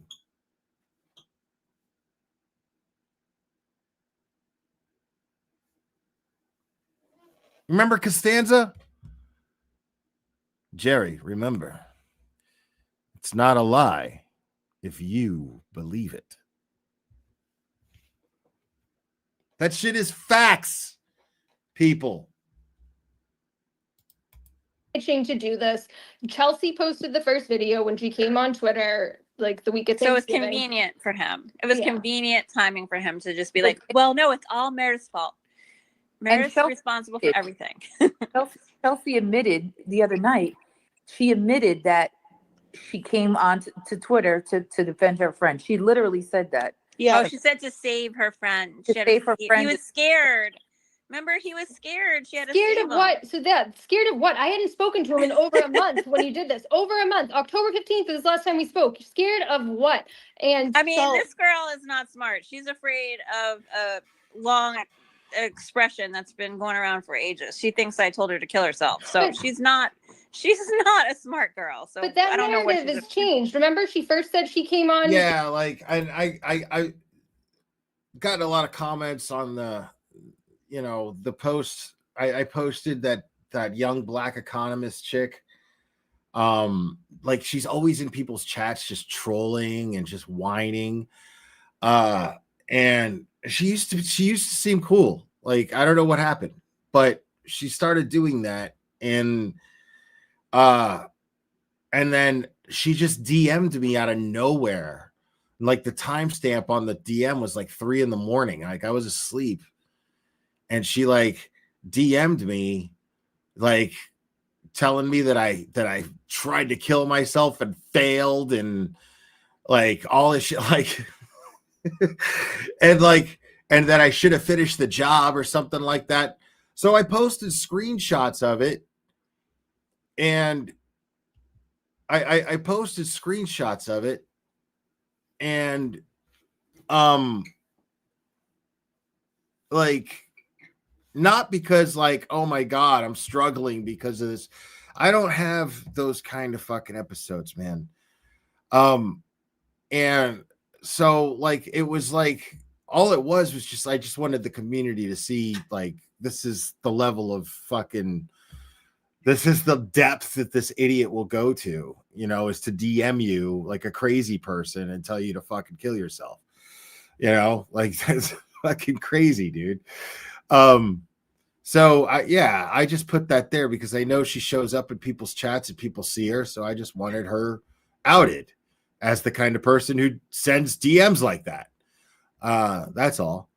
I mean, but it didn't affect me in any way other than just, like, you guys should fucking see this is the kind of person you fucking hang out in chats with. Here to Twitter because I was harassing her, and then I showed. I'm telling you, I have not ever called this girl. I don't have her number. Yeah, she was like the only conversation. She was like, you perverted Nazi. She called me a perverted Nazi.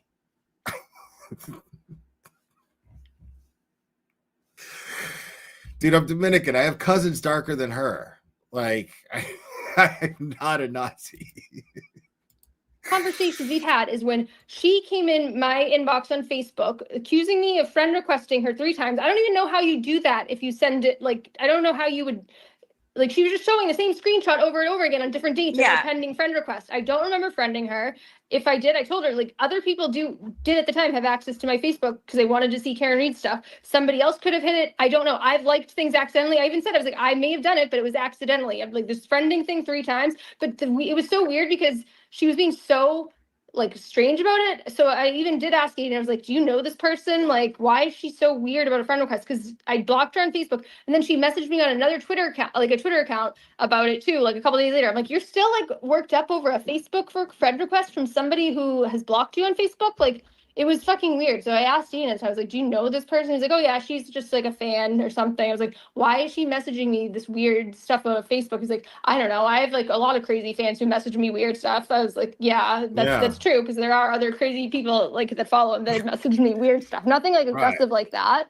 Like, you know, like when he was in jail and when, you know, he got a fucking sales pitch in writing. But he just like brushed it off, and now we know, I found out in June, they were like sexting. So she was like clearly trying to upset me or do something with me. And I found recently, which like, this is like a crime in her book. She liked my post on May 18th before she sent me the mess. I don't know if it was before or after, but around the time she was liking my Facebook post. I'd made a Facebook post in Justice that was like about a fundraiser for Aiden's defense. You see what I'm talking about? Like, if this was about Karen Read being recorded, why are we talking about Aiden sexting with girls? You know what I mean? Like, why are we talking about like, it makes no sense. Why are we talking about Aiden fucking exchanging pics with chicks that he meets on the internet? Like, what does that have anything to do with anything? You know? Like, and that shit happens, dude. Like, I'm not judging him at all for that shit, dude. Lord knows I'm nobody to judge for that shit. You know what I'm saying? But, like, why is that even an issue? Why is that even discussed?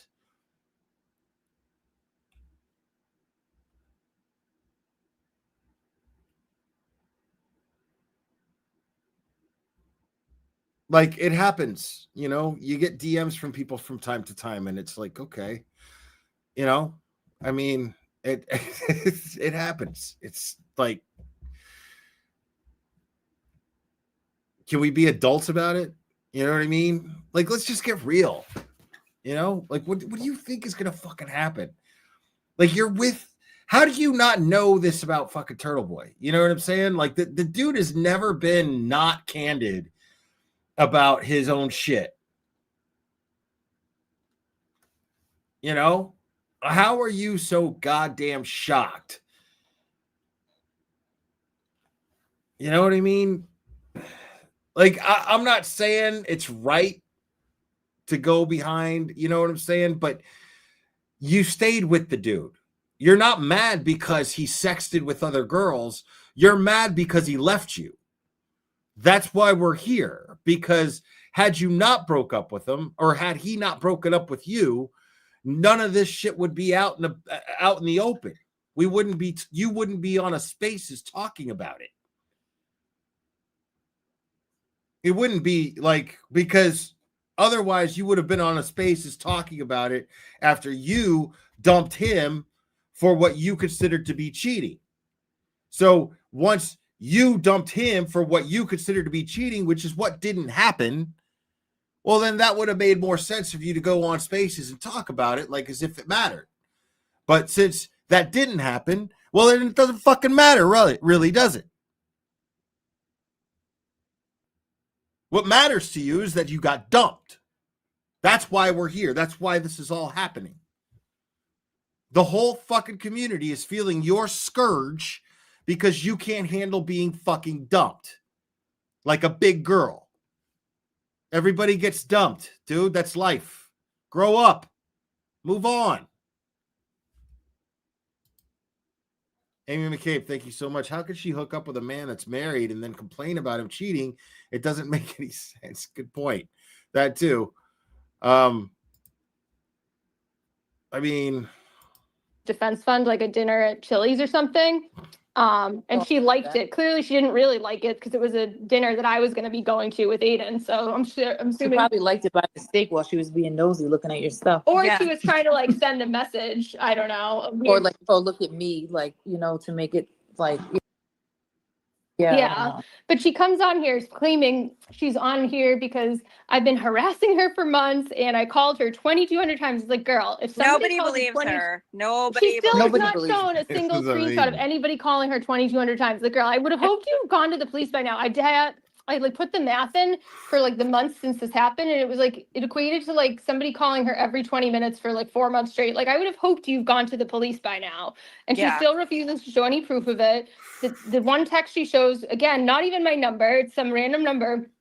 But she also won't show a text from that date. She shows a screenshot that she took on July 23rd, but she won't. The only screenshot she shows, it says today in the text. So it's like, how do we know today is July 23rd? Why can't you just go into that text and it'll say, I did a demonstration for her. I was like, if I go to a text from August, it now says August 30th. It doesn't say today. I was like, can you just do that? Why do you Yeah. need to use an old screenshot? Like, because you can easily edit the metadata on it to make it say July 23rd. Why can't you just show her date? She's like, well, I deleted it. It's like, okay, bitch, if somebody was stalking you for 3 months, wouldn't you keep it? You keep all Yeah. these weird screenshots from way earlier than July when you're claiming this text was. Why are you deleting text if it's proof that somebody's stalking you? Like, why haven't you filed a police report for this? I feel like she's a stupid woman that's trying to be She relevant. sent, At the end of the day, she knew he was in a relationship with you because it was a public thing. And she was, you know, entertaining him, trying to whatever behind the scenes. And then whatever you found out, or you were trying to figure out who she was, which a lot of girlfriends do that because I've done it too. But I didn't even know who she was until June 18th, and I have Aiden in the phone call that when I was in Rhode Island that I've shown where he admits I didn't know who she was until June 18th, the night of the verdict. I see their Facebook messages up, and I'm like, oh my god, this is gross. Oh, so they were the night of the verdict? No, I found out about them sexting. Oh, you found out no, about and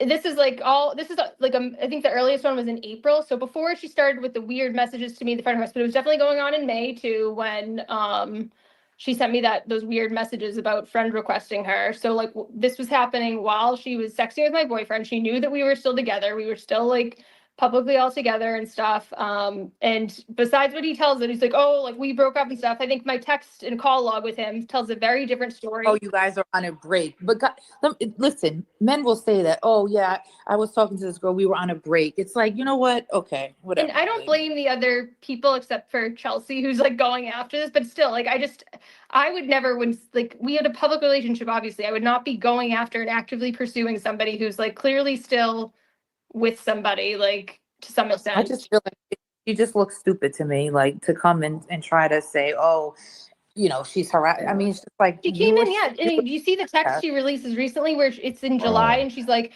my blood pressure or something is up in the stats because of this harassment. I've lost work because of this harassment. Like, girl, why have you not? Shut the fuck up. Jesus. Get the fuck out! Jesus Christ. Fuck off. All right. Now, I did say this is going to be a call-in show. Let's take some calls.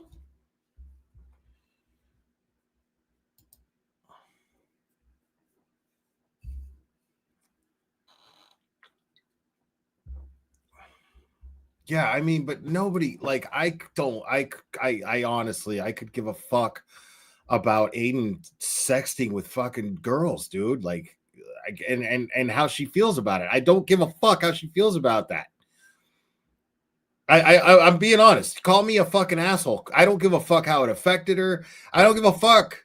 Like, I don't give the slightest fuck how Aiden sexting with other girls made her feel.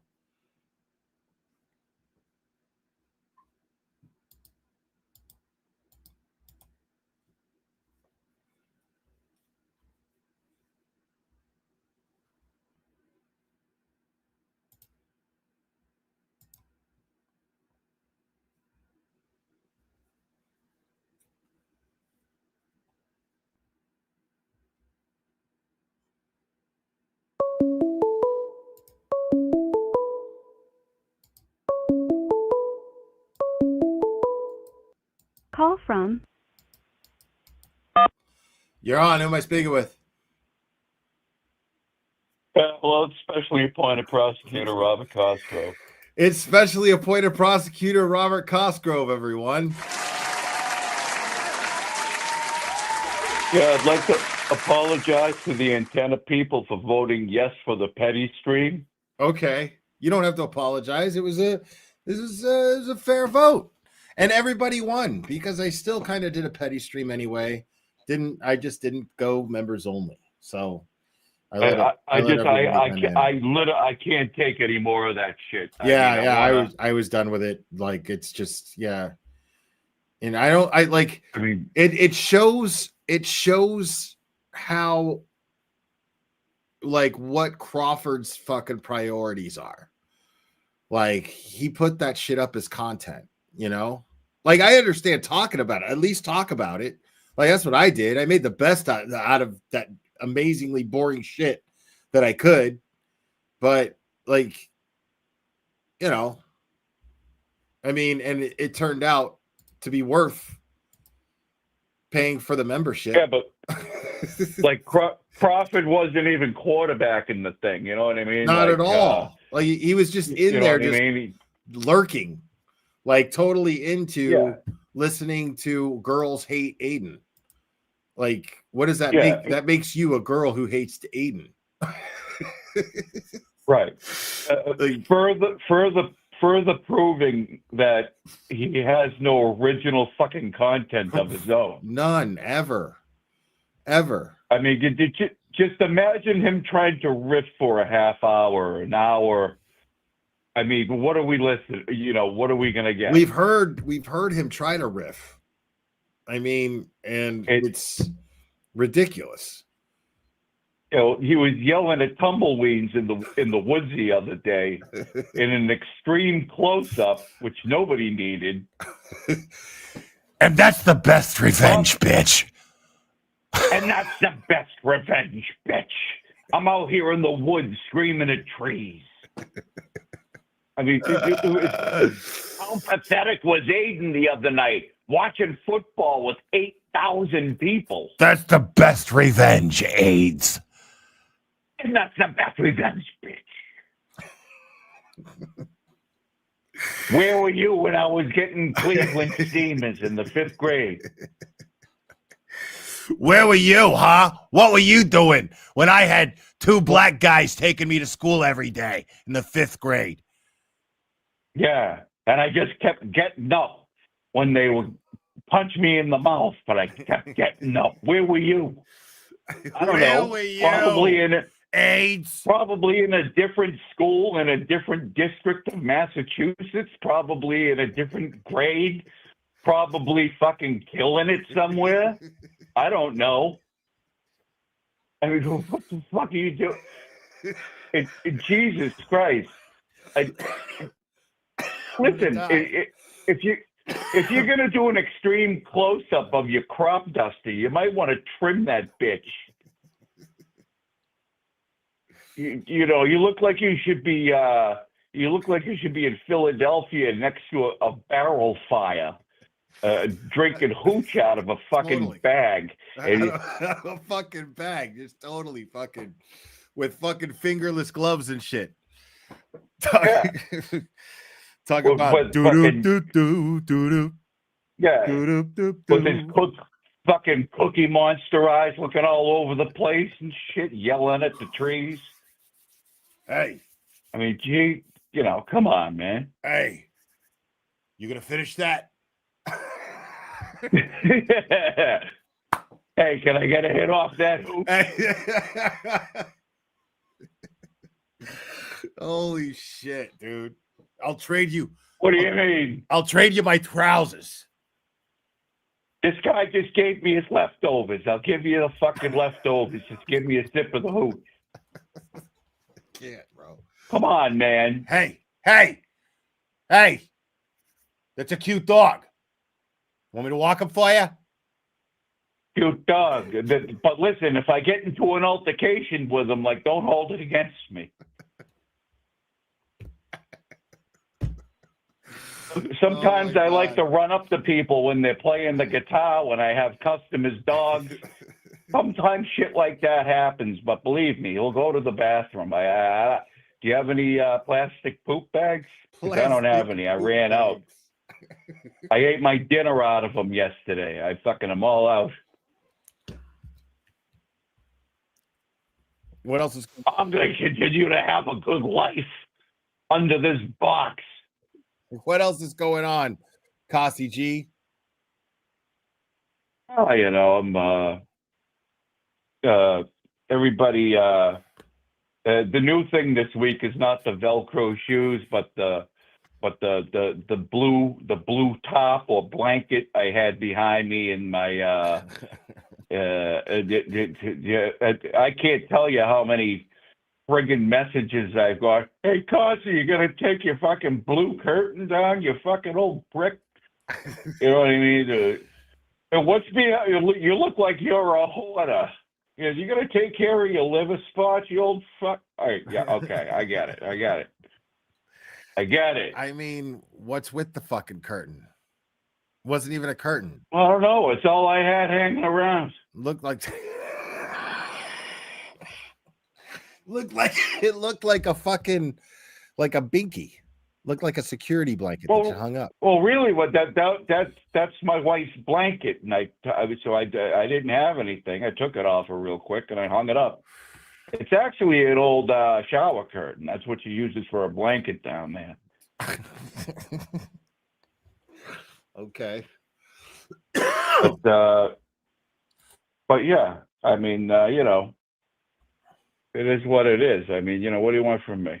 I thought they were going to conflict me out, but it's I write ridiculous motions.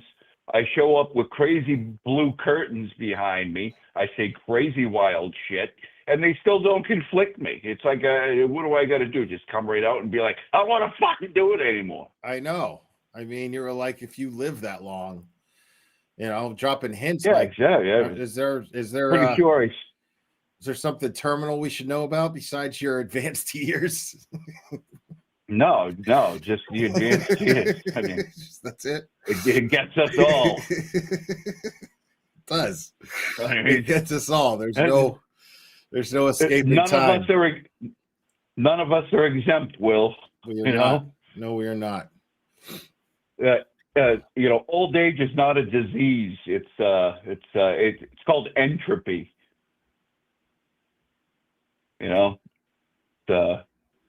Things tend to fall apart as time goes on.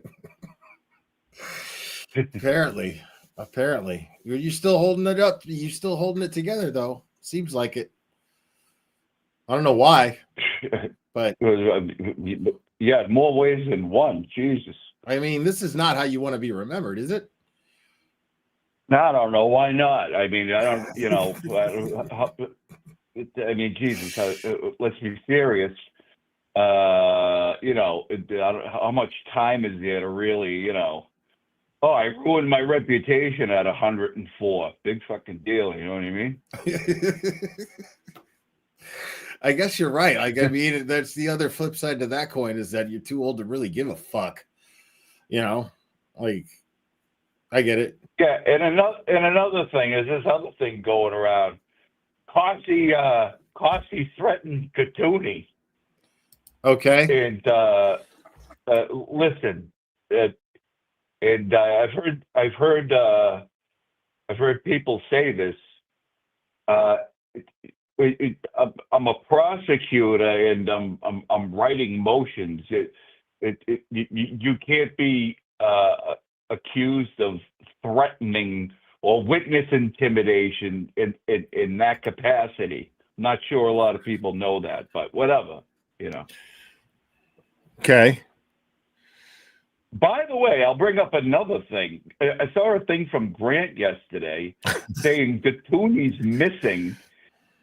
And he put up this crazy picture of her where she looks like she got her lips stung by bees. It was a really terrible picture, like he did his girl wrong. I just wondered, did they find her? She's been posting a lot. Maybe she's hunkered down with the old turtle belt somewhere, huh? I guess. I don't know. I mean, I don't know. I'm only kidding. I don't. People have floated that out there. I don't believe it. I don't believe it either. I mean, but I don't care either. That's his dick, you know. But both of them have been a little quiet in the past couple of days. I will say that. So they, so whatever. Take from that what you will. Wow. Yeah, I'm just sorry. I don't personally believe it. I'm just looking at the some of the posts here. Here's an original one from Christy over here. One Velcro shoe in the grave and the other one on a banana peel. I mean, Jesus Christ. I mean, how many times have we heard that one? I mean, I'm pretty not sure, enough. I'm pretty sure our first call you gave me that one. Yeah, of course. Yeah. Come up with some. I'm okay. The Velcro shoes, we get it. That was all last week. I mean, this week it's the classics are classics, Cassie. You're just not going to be able to control that, sir. Sorry. Well, I don't want to control it. I just want people to be better. To be better. I mean, there's, I mean, the fact is that you have Velcro shoes. It's still funny, and that you are nearing death. You are a man of advanced years, to say the least. Yeah. See, those things are true, right? They're not as funny when they're true. No, right? That's the opposite of how comedy works. It's funny because it's true, sir. I don't know. Listen, the Velcro shoes is so last week. The blue curtain thing is so 3 days ago. Well, stop wearing Velcro shoes to fucking court. I don't fucking wanna. Well, then you're gonna keep hearing jokes about the Velcro shoes, bro. Yeah, we'll go. Yeah, we'll keep them going. That they'll continue to be unoriginal and not funny. Okay. Okay, listen, I love a good gas, people. Come on, come up with some better shit. Okay. You heard him, folks. He says to come up with some better shit. Yeah, man, get creative. Get creative, people. All right, folks, make sure to subscribe to MC Cassie G. He's got a channel. Guys, Special Appointed Prosecutor Robert Cosgrove, everybody. Thanks for having me on your presentation there, Will Clay. It's always a pleasure, sir. All right, good night. Good night.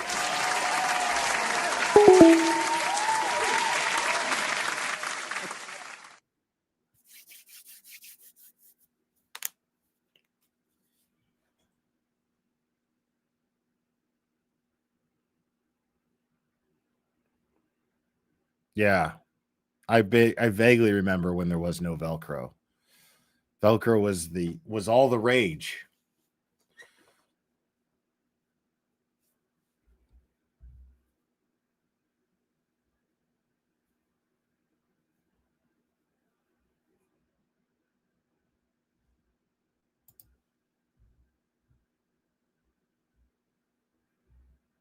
No more calls? Let's go. Somebody else call.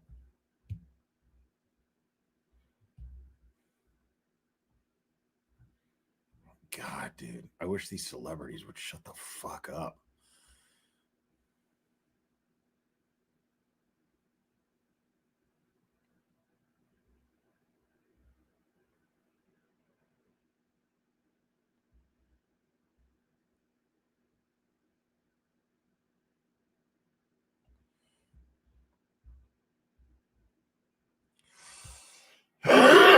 Oh, man, I love it. Don't forget to vote for Adam Deitch for Norfolk County District Attorney, folks. Oh, I'm stupid. Hold on. My bad. Okay, now try to call. Sorry about that.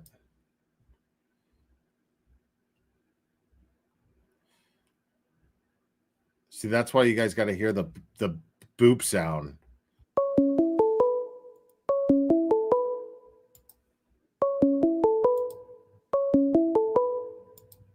Call from Carol. You're on. Who am I speaking with? Carol. Hi, Carol. How are you? Hi. Good. How are you? Fantastic. First time caller, long time listener. Right on. So, what I'd like to say is, I was thinking about Turtle Boy's situation. I've been watching Turtle Boy since 2017 when no one knew who Turtle Boy was. And while he got arrested, you know, he's thinking about all his bad choices and everything that he did bad, and he's going to change his life, right? So he's sitting in jail thinking of ways he's going to turn everything around. He knows he's going to lose his wife because of all this situation. And then this woman starts saying all the right things. She's got a job, unlike the last one, you know, so he starts catching feelings and everything else. And it's the intellectual connection that they have going on. But then when he gets out in the real world, he sees how everything is and didn't realize it was going to be that way. And he can't be the innocent little boy that he wants to be. You know, he can't be the man that he really wants to be because he's a player. He knows he's a player. You know, so I think she was playing up on what he was hoping for, and it just didn't turn out that way. And she thought she could change him, and she couldn't. I don't know about all that. I think that she just wanted to be Mrs. Turtle Boy. I think that's it.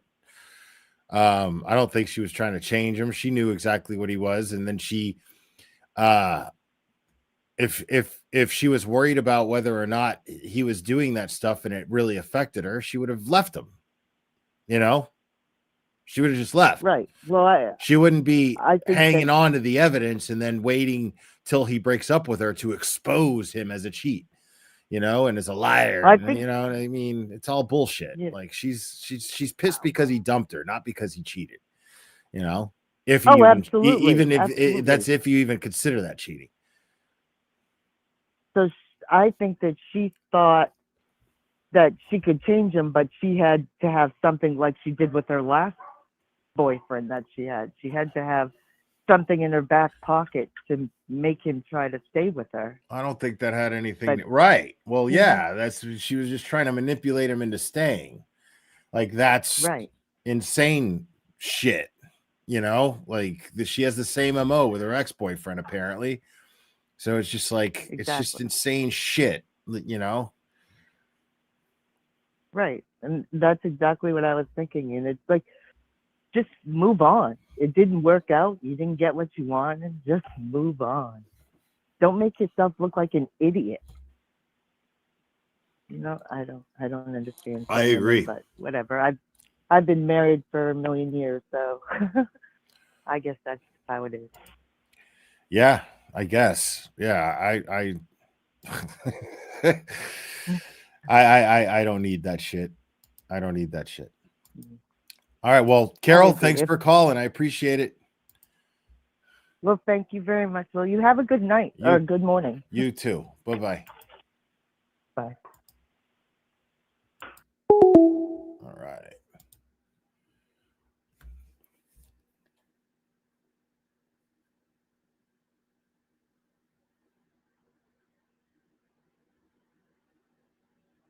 What?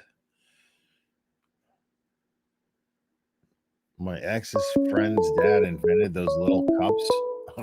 Okay. Call from Angie. You're on. Who am I speaking with? Hey, Will, it's Angie. Hey, Angie. How we doing? Not too bad. The only thing I have to say is directly to Meredith, and that is, you dumb bitch. Had you not hacked into his phone, he wouldn't have done all those damn shows about you. I mean, well, it's not even that. No, that's not even that, dude. Like, if she hadn't started fucking blasting insane tweets about him, left and right. Well, that wouldn't have too, fucking yeah. done that. Like he wouldn't even talk about her. He refused to talk about her. Yeah. Like she doesn't seem to get that. he asked me as a favor to not talk about her. Like at first, you know, like just because like I was just like, look, man, she's out of control and she's talking about everybody. She's fucking attacking everybody. I can't fucking keep my mouth shut. And he was like, yeah, I get it. You know? Yeah. But he didn't want anybody fucking talking about her. He didn't want to get into all this shit. But she just kept dropping all these fucking crazy tweets with videos and shit that he didn't even fucking know he was being recorded. And then of course she's got the audacity to fucking whine and bitch about Karen Reed being recorded, how it's such an injustice. And this isn't about Karen Reed because she doesn't give a fuck about Karen Reed being recorded because she barely talks about it. She just uses that as an excuse to fucking justify her talking about all the other shit she's talking about. And then all the other shit that she's talking about, a bunch of it is her recording Aiden without his knowledge. So exactly, what the fuck are we talking about here? Yeah, that's like when this whole thing started. I was on a panel on JFK show the night that he had Flip on, and I'm like, and then it was brought up that Joe recorded Olivia, and I'm like, it's one hypocritical person after the other, essentially. It's like Meredith goes to Joe goes, whatever the order was, and none of this had to happen. Like, she could have just walked away. Yeah. And been done with it. But no. And Karen's not helping either. Let's be honest. Like, she may not be saying anything publicly, but she's definitely not helping by not saying anything publicly. Yeah. Like, if she's not endorsing this. I wasn't even going to talk about her. Like, I thought I was going to, like, talk about Crawford. I thought he was going to have a fucking Aiden meltdown on Spaces, and that's what I was going to stream. I hadn't even listened to that yet, but it was all about fucking Meredith, like, fucking whining and bitching. Like, I was like, oh, well, shit. Okay, well. I mean, I might as well talk about what I fucking paid money to fucking listen to. So, that was it. And I made my money back and then some for what I spent on it. So like, I don't care, but I wasn't even interested in really talking about her. It was there, and I wanted to be live and talk with you guys and hang out with you guys. And then it was just like, all right, well, let's, just went through it, and that's what it was. So I talked about it. Yeah. But truthfully, I was hoping that it was just fucking Cryford having a meltdown. That's what I was hoping it was. I thought, it was his content. Like, I was like, that's what I expected it. But lo and behold, it was just him, putting somebody else's shit behind his own paywall. Just classic Crawford bullshit, which is in and of itself enough to make fun of. I honestly don't think he has the balls to do it live. That's why he pre-recorded that video, because now most of the people on that Spaces was pro Meredith, granted. However, I have a feeling that he would get a mix of the two, of even if he even has new supporters at this point, like. That's why I think he pre-recorded it, so nobody could confront him on it. Yeah. And he just doesn't have the balls for it. Right. Like, so. No, he most definitely doesn't. Like, he doesn't have the teeth for this shit.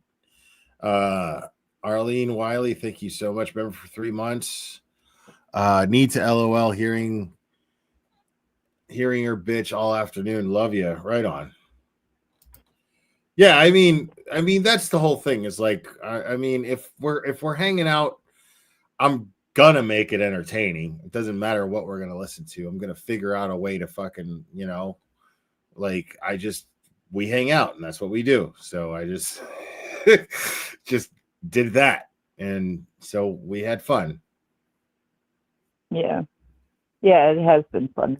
But I don't, I mean, at the end of the day, like I don't give a shit about anything that she's saying. Like I just don't care.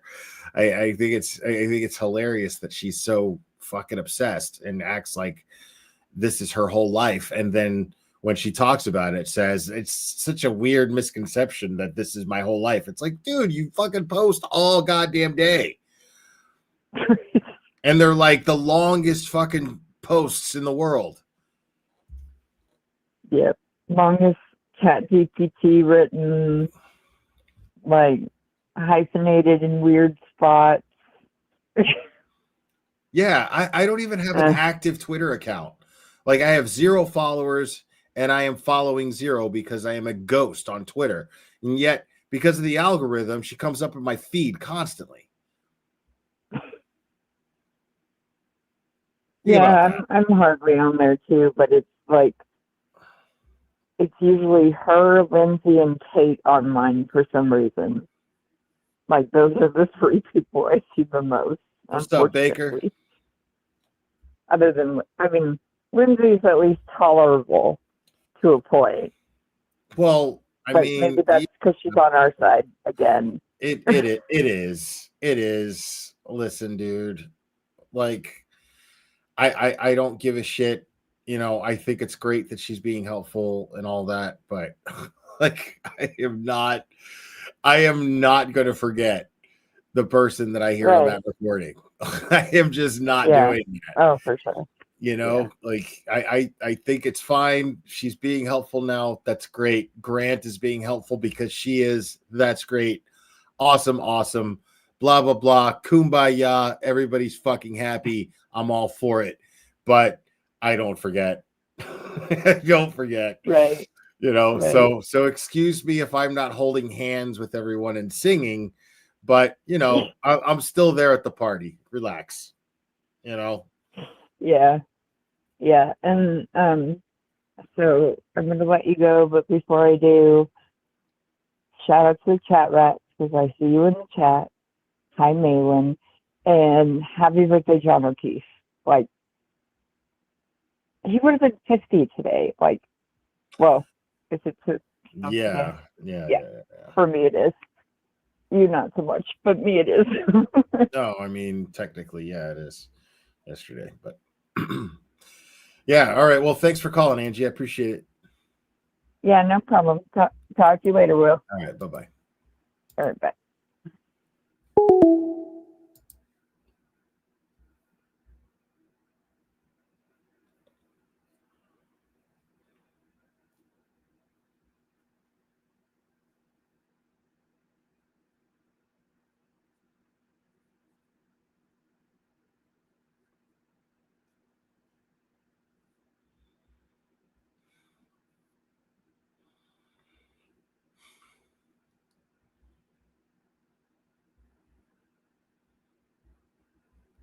Bro, nobody else is going to call? I mean, it's getting to be about that time anyway.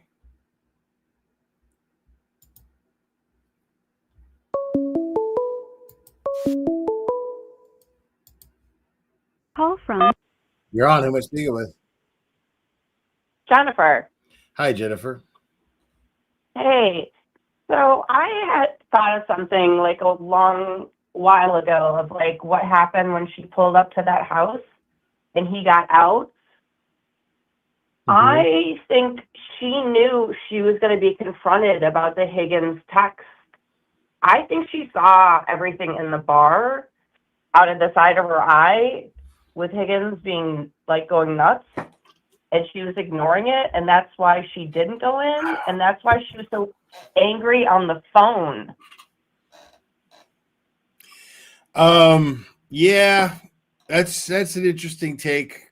These are you're entering an area in which I have put thought into, but not sure if I want to discuss.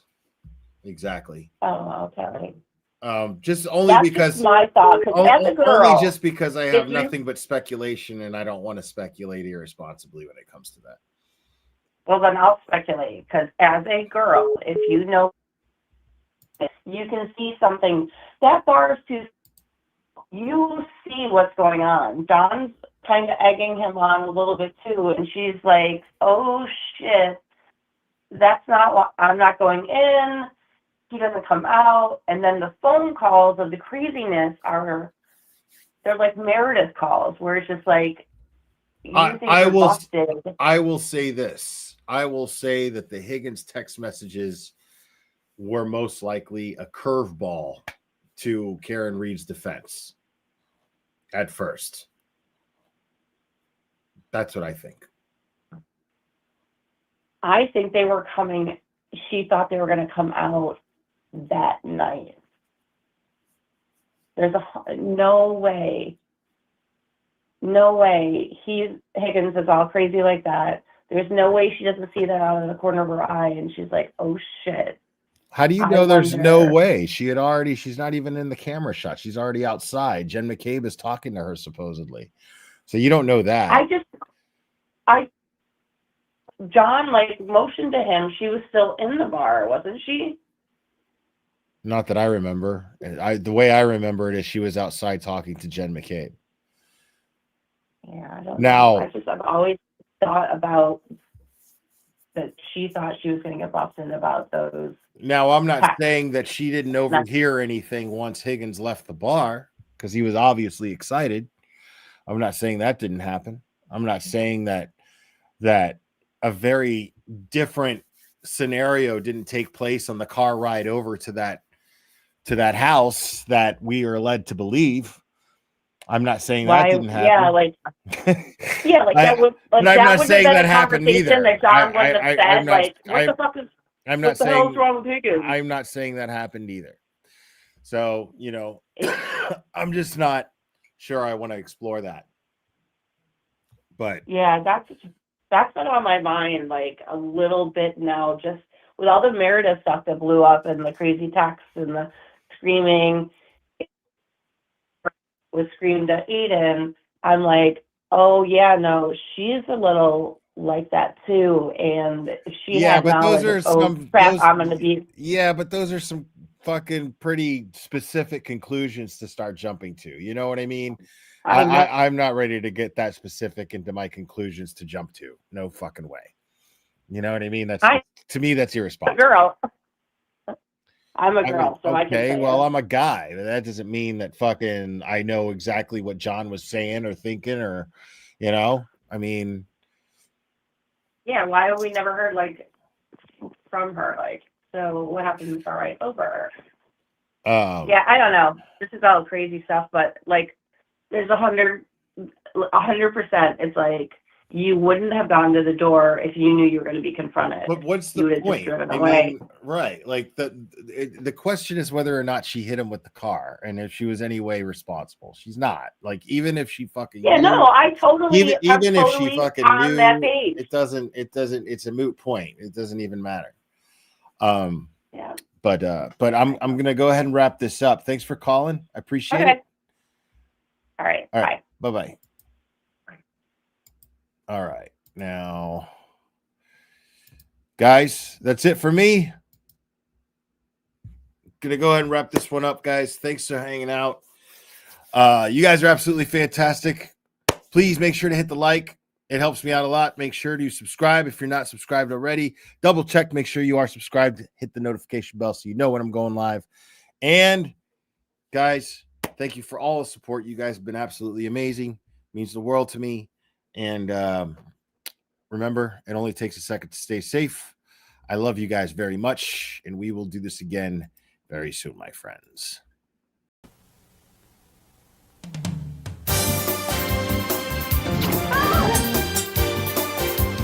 Watch out!